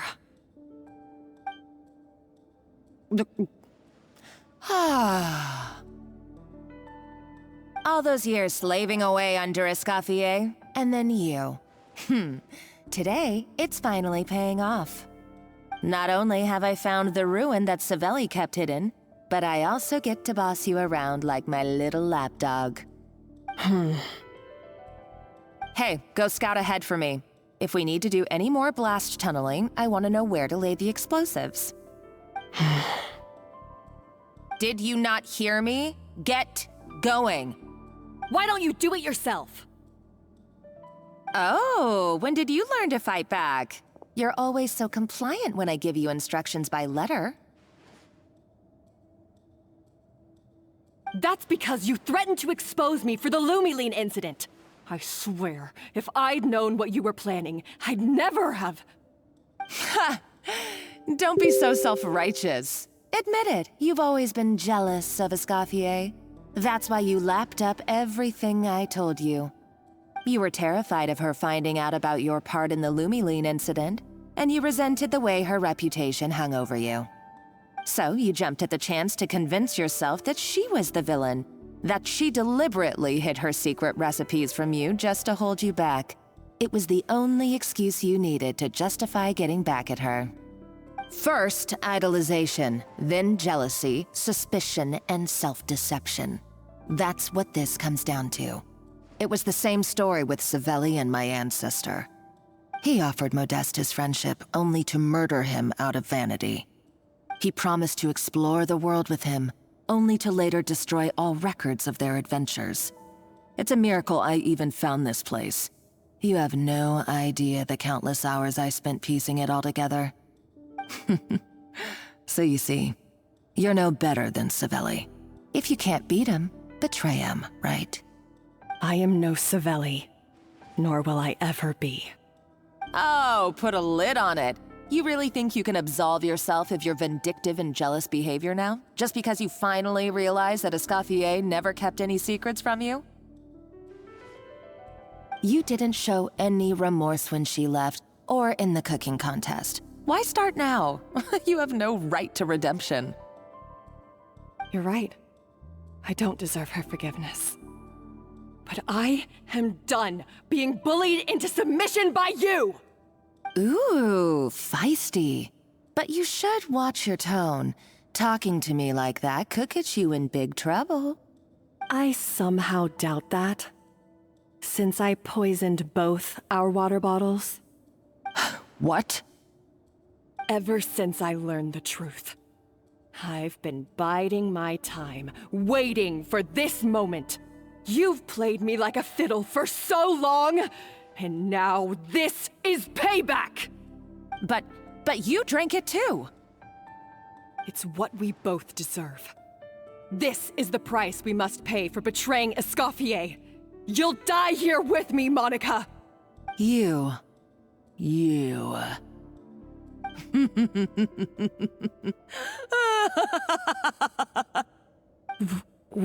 What's so funny? Oh, you're too much. I thought I'd play along for a bit just to amuse myself. You gave a very rousing performance. I saw your dumb plan a mile off. There's no poison in these bottles, just clean, fresh water. No. Revenge is a dish best served cold, you know? Did you really think your half-baked plot would fool me? You're a lousy chef, and you make a lousy villain, too. A complete waste of space. No wonder you never amounted to anything. Everything I ever did was a failure. And now, I failed again, for the last time. Hey, why don't you try your hand at being a comedian in your next life? You got a good laugh out of me. But now the show's over. You should have just done like I asked, Savannah. All I wanted you to do was scout the ruins for me. But you had your chance, and now it's time to say goodbye. Stop right there! Let her go, Monica! We've got you surrounded! Escoffier? Ugh, looks like I'll have to keep you around for a little longer. You can't! Stay back if you want her alive! Escoffier and the Traveler.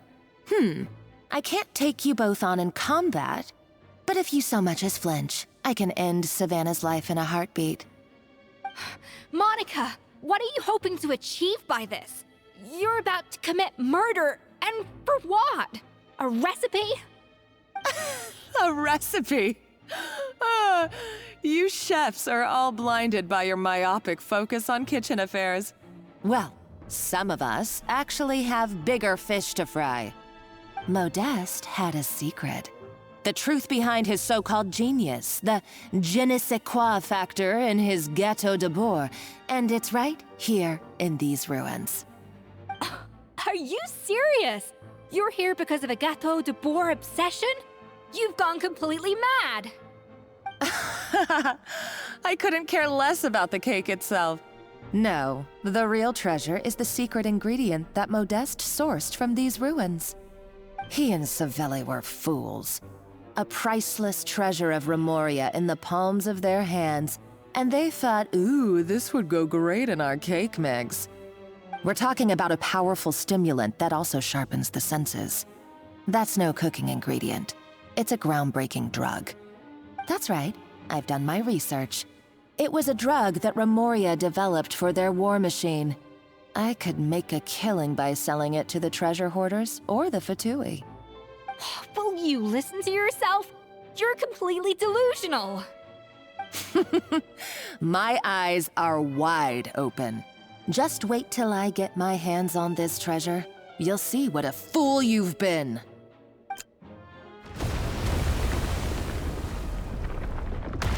Wait, what's that sound? Just when I thought she couldn't get any crazier. She's lucky the whole place didn't collapse. Uh-oh!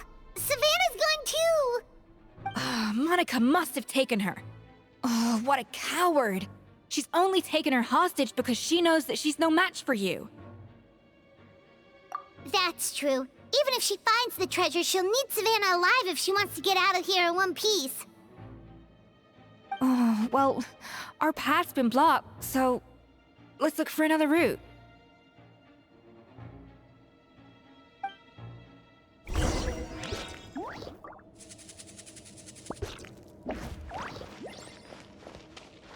The water looks pretty deep here. Maybe it leads somewhere. Another door? Guess we need to prepare another feast for our guests.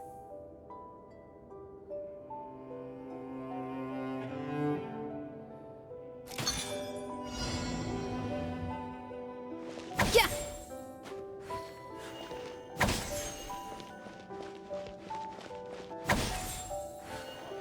A little amuse-bouche!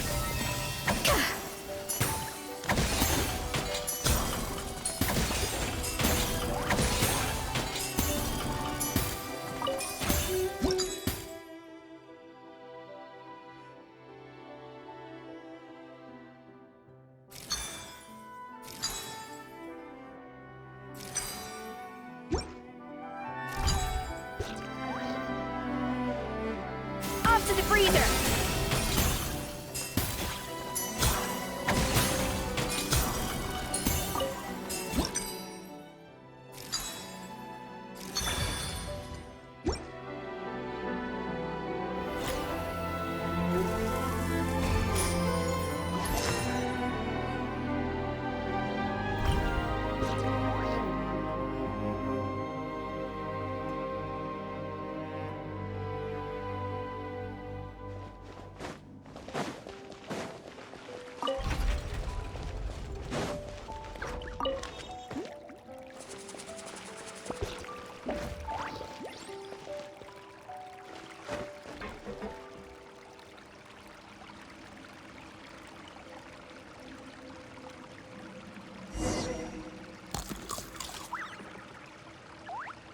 It seems to really like the texture of Rome maritime flowers.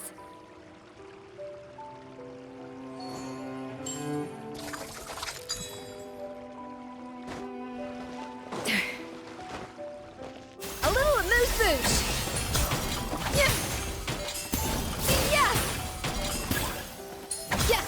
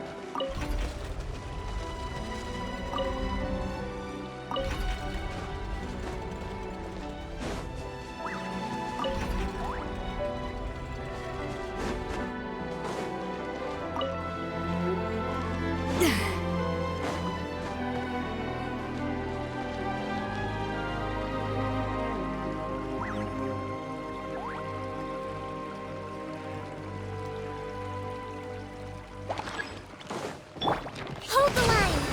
Shudder!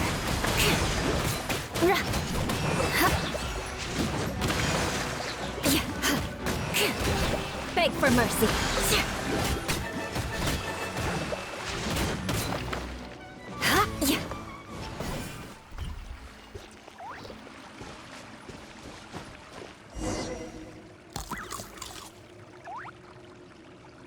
I never knew you could process Lumitwol like that. Alright, I've got to jot this down. Lumitwols and maritime flowers. This could open the door to a whole new world. Yep, that's literally the plan. Wait, hold on. Which door are you talking about?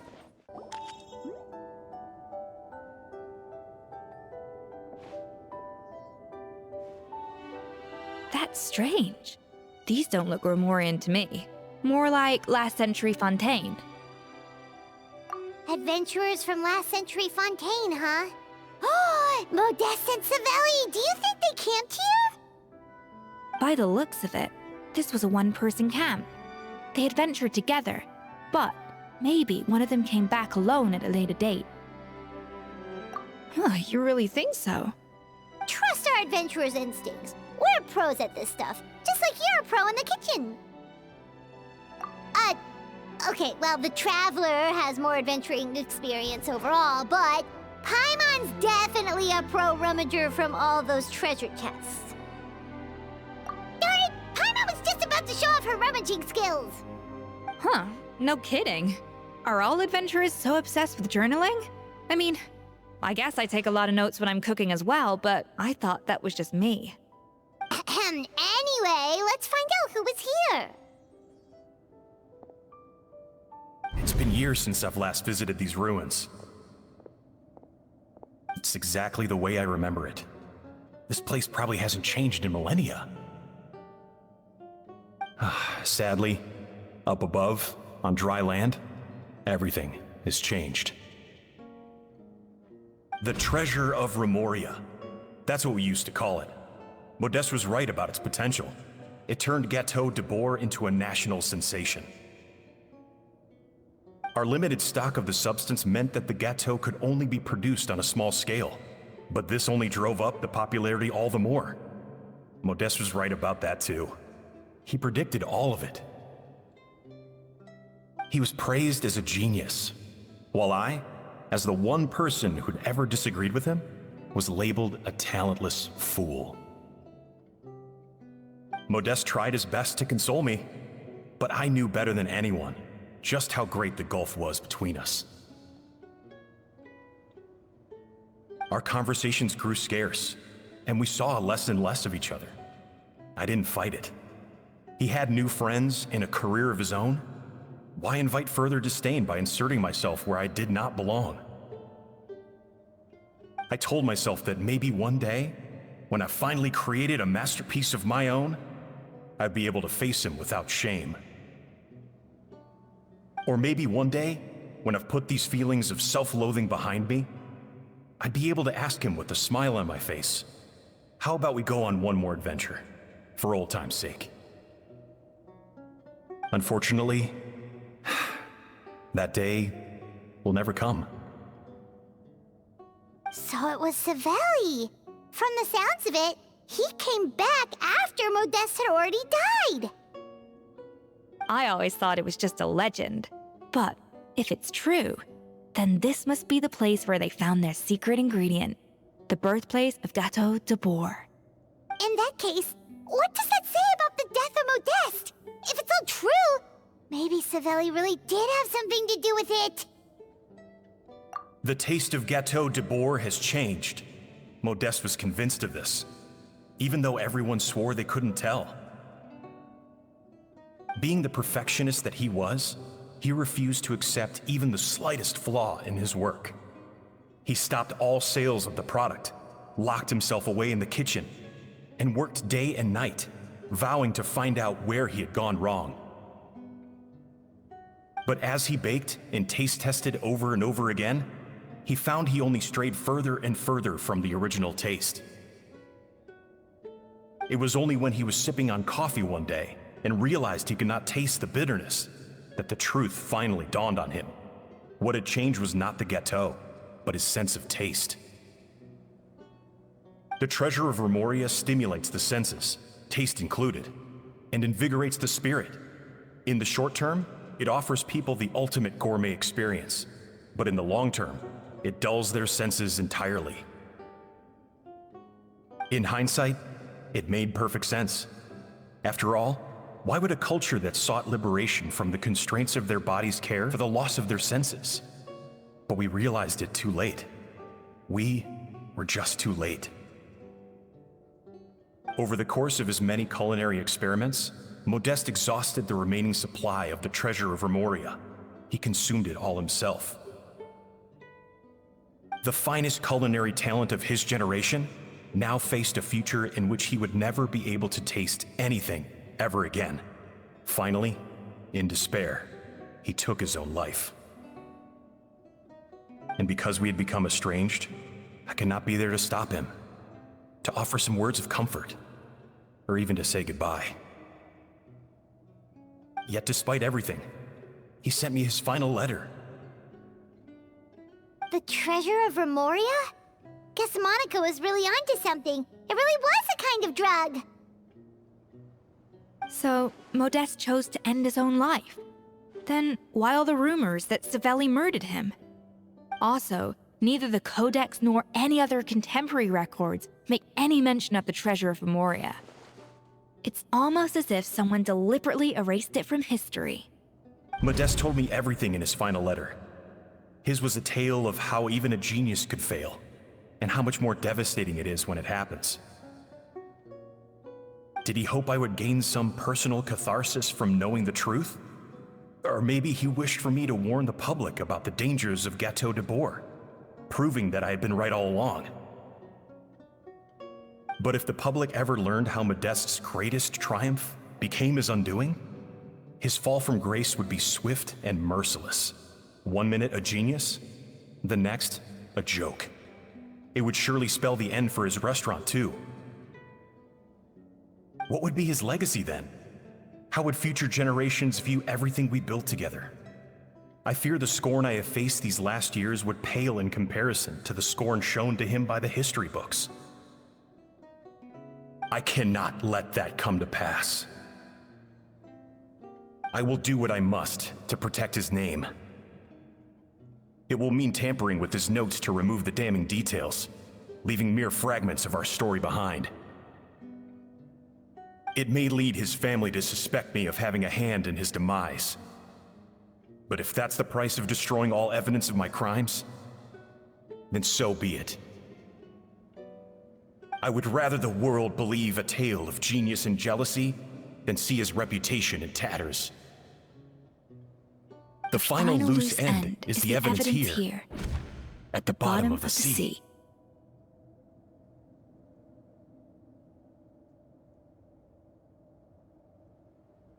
Huh? What's wrong? Didn't we say Savannah should be safe for now? So we thought, but if Monica finds out what happened to the treasure, there's no telling what she might do.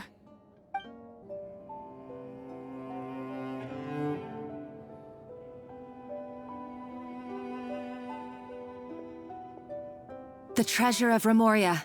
I have found you at last. Savelli, you tried your best to bury the truth, but you underestimated the children of Modeste. Some fragments of his diary escaped your clutches, and we have held on to them for generations. But I have to thank you too, Savannah. Without your help retrieving the Codex, and with it the last piece of the puzzle, I may never have found this place. But now, finally, the secret to Remoria's military might is within my grasp. The treasure of Remoria is mine! Oh. It's empty. It's empty? Monica? Oh, we were seconds too late. Escoffier? What's the deal with that jar? Savelli's final act! He wanted to conceal the secret of the treasure forevermore and make sure it would never harm anyone again. So he came here after his friend's death and destroyed every last shred that remained. This can't be happening. All the years I spent piecing together the truth. All my painstaking planning. All that for an empty jar? Monica, don't do anything stupid. This ruin is more dangerous than you realize. Oh, shut your pie hole! Praise be to Lord Remus. You barbarian shall be slain.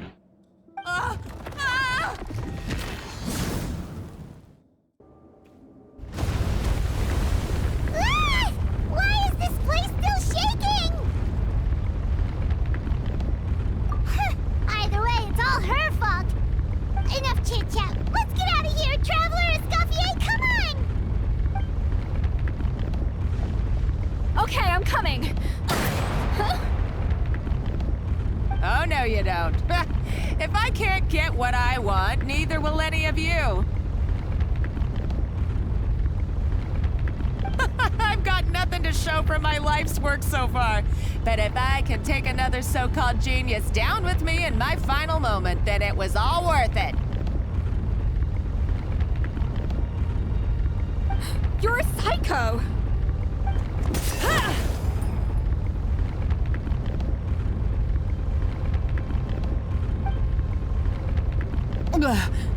Savannah? Oh, when did you wake up?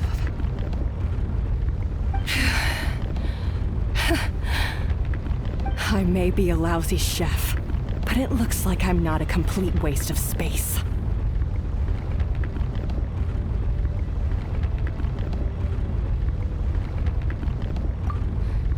Traveler?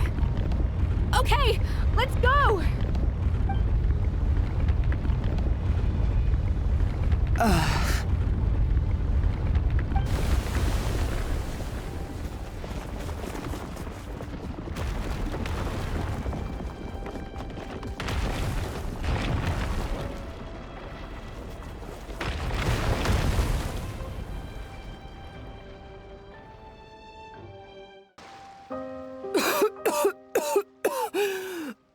Escoffier!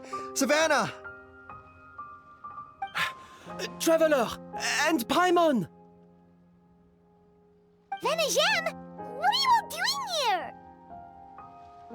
What did you expect us to do? Stay at the restaurant and sit on our merry derrieres? While the Traveler and Escoffier were out here risking their lives? We had to do something, even though that something ended up being, well, waiting for you here instead. I don't deserve any of you. And I certainly don't deserve to be your head chef. It was my fault Escoffier had to leave. Then I couldn't live up to her standards. I acted like a tyrant in the kitchen. And now I almost got myself killed. Come back, Escoffier. Come and be our head chef again. I'll never be able to replace you.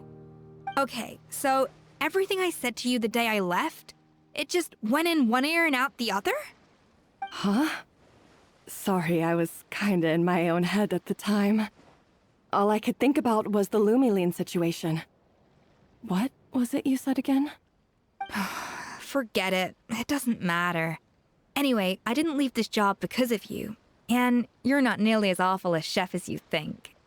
If you were that bad, why would all your staff show up here for you? Escoffier's right. Sure, you nitpick our work and get us to do things over a lot. But when it comes down to it, you're the one who's always doing whatever it takes to make sure the customers get served on time, every time. Things were pretty rough after Escoffier left, and Savannah's the only reason we've been able to make it through. Our customers know that Escoffier doesn't work for us anymore. But the fact is, they keep coming back. If that's not an endorsement of your work, I don't know what is. At the end of the day, we're all human, and we all make mistakes. All we can do is recognize where we get it wrong and do our best to improve. That's all that's humanly possible. No, I get what you're saying, but what I did to Firmin and to Escoffier, it's unforgivable. Well, about that, there's someone else here to see you, Chef. It's been a while, Chef Savannah. Firmin?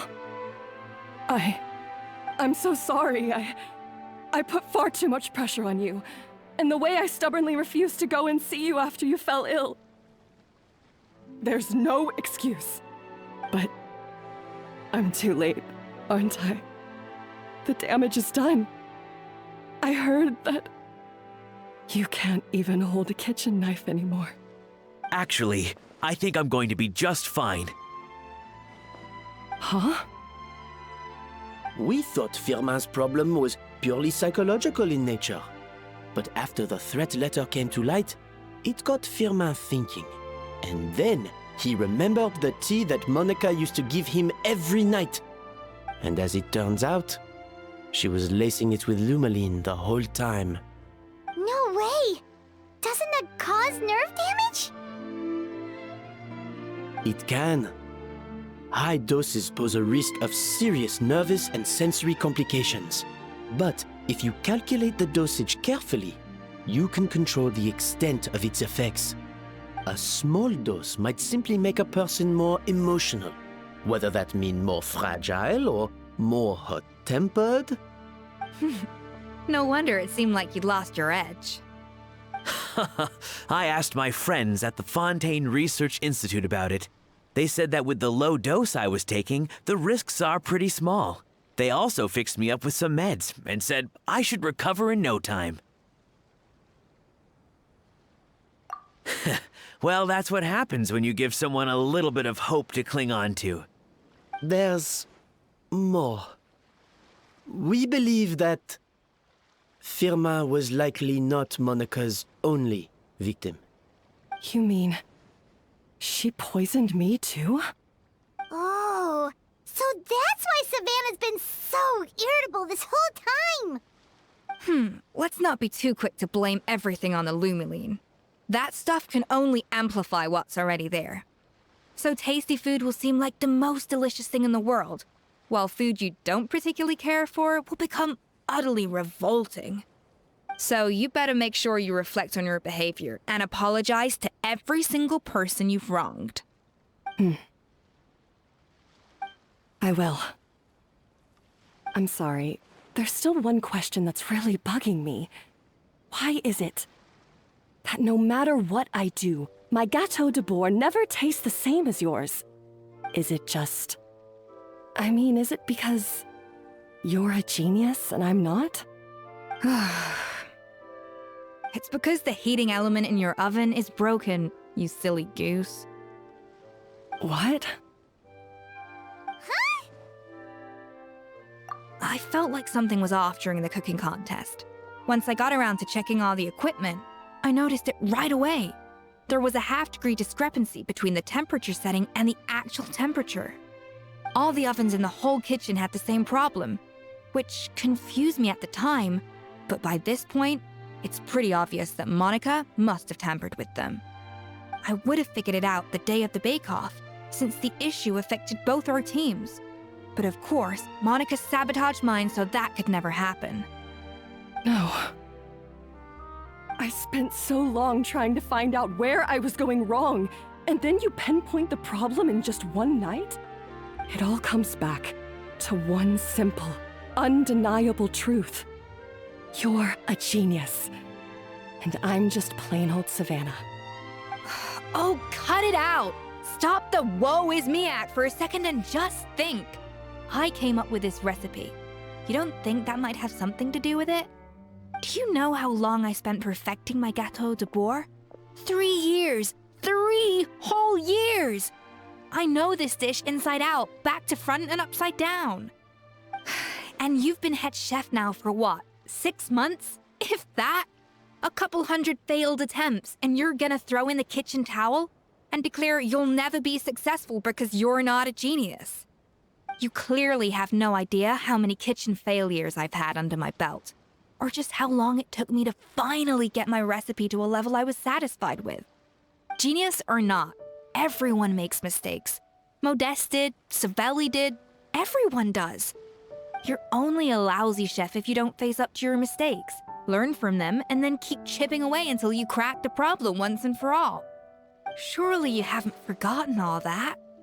You were no lousy chef back when I handed you the reins. I haven't forgotten. And I'll make sure I never do. That's our head chef. Ha! Sounds like we won't need another changing of the guard in the Hôtel de Bord kitchen anytime soon. Huzzah! Aw, what a perfect ending to a crazy journey. Look how happy everyone is. So you got your mojo back now?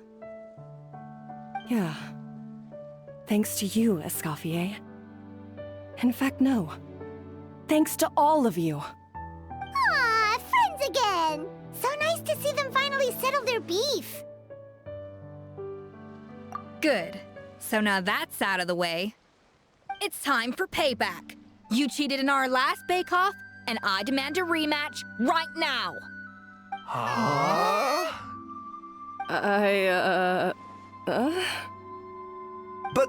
But that was mostly Monica's fault, wasn't it? Right. And also, does it have to be right now? Savannah's only just got her mojo back, and you barely escaped from a death trap. No excuses. This is a cooking contest between two top chefs, and nothing will stand in its way.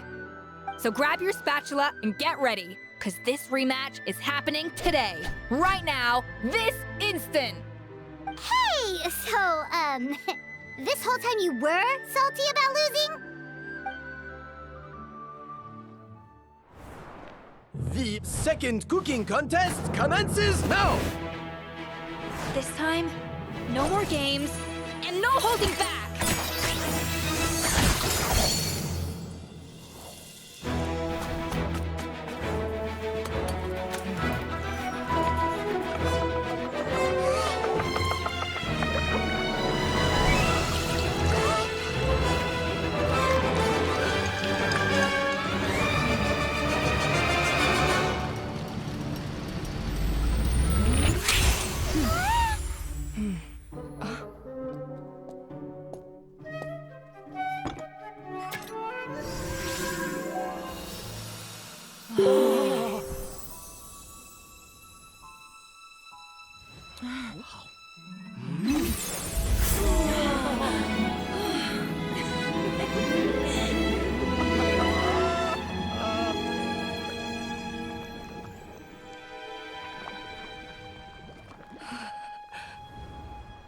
I feel like I don't have the right to be here. Hey, what are you so afraid of?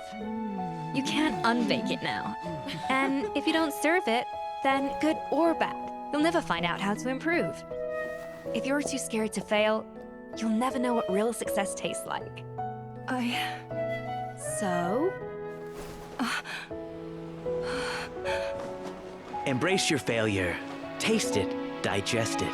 That's the way to success. I don't know. Sounds like it's easier said than done. I'll do it.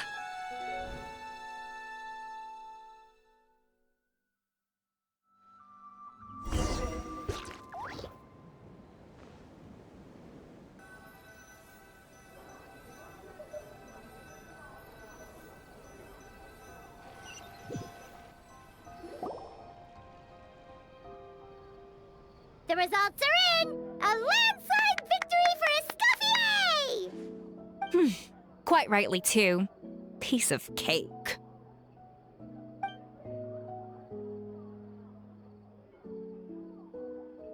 Oh yeah, look at that!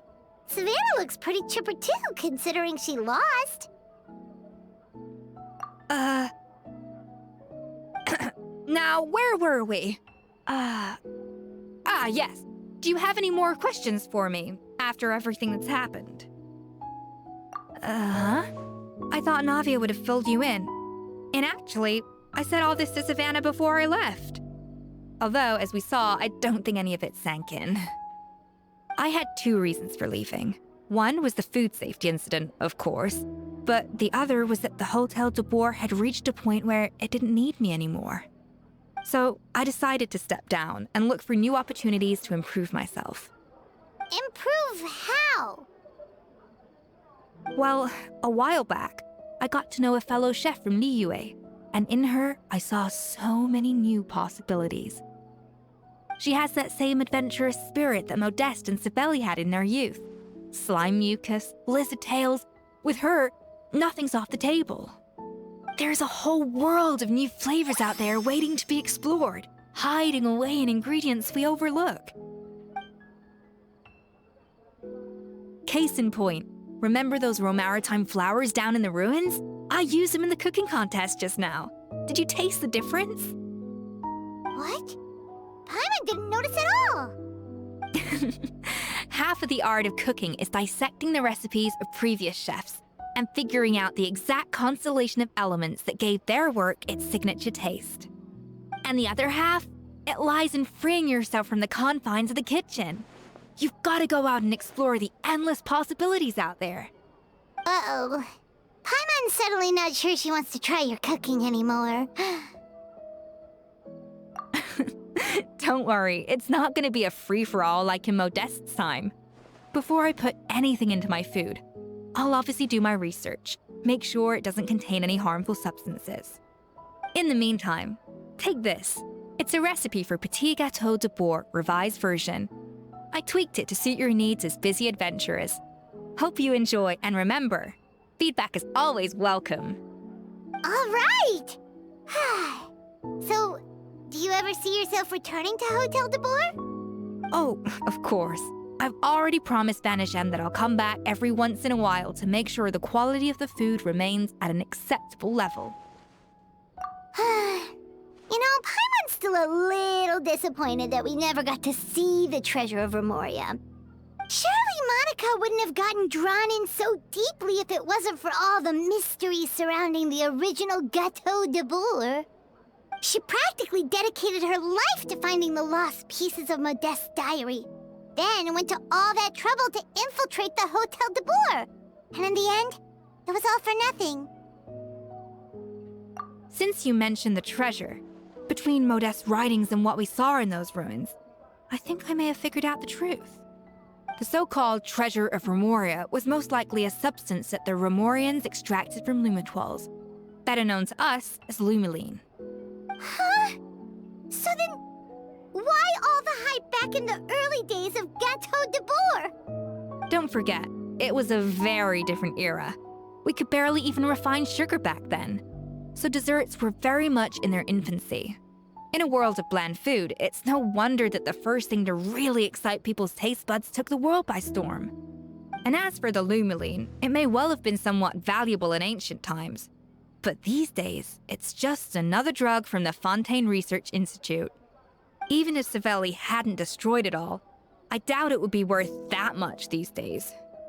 So after all that, there was nothing in those ruins but worthless junk. Feels strange to say it, but Paimon almost feels sorry for Monica. She sacrificed it all only to get nothing in return. Hey! Huh? Navia? You just got back from that underwater ruin, right? Well, check it out. They ran a special issue. Did you see anything like this down there? Freshly unearthed from the ruins of Remoria. A magnificent jar thought to be over 1,000 years old. Experts say it has immense artistic and historical value. It could be worth an absolute fortune. Wait! Isn't that the jar they used to hold the treasure? If only it was still in one piece. Some butterfingers must have dropped it or something. Ugh, it's such a shame.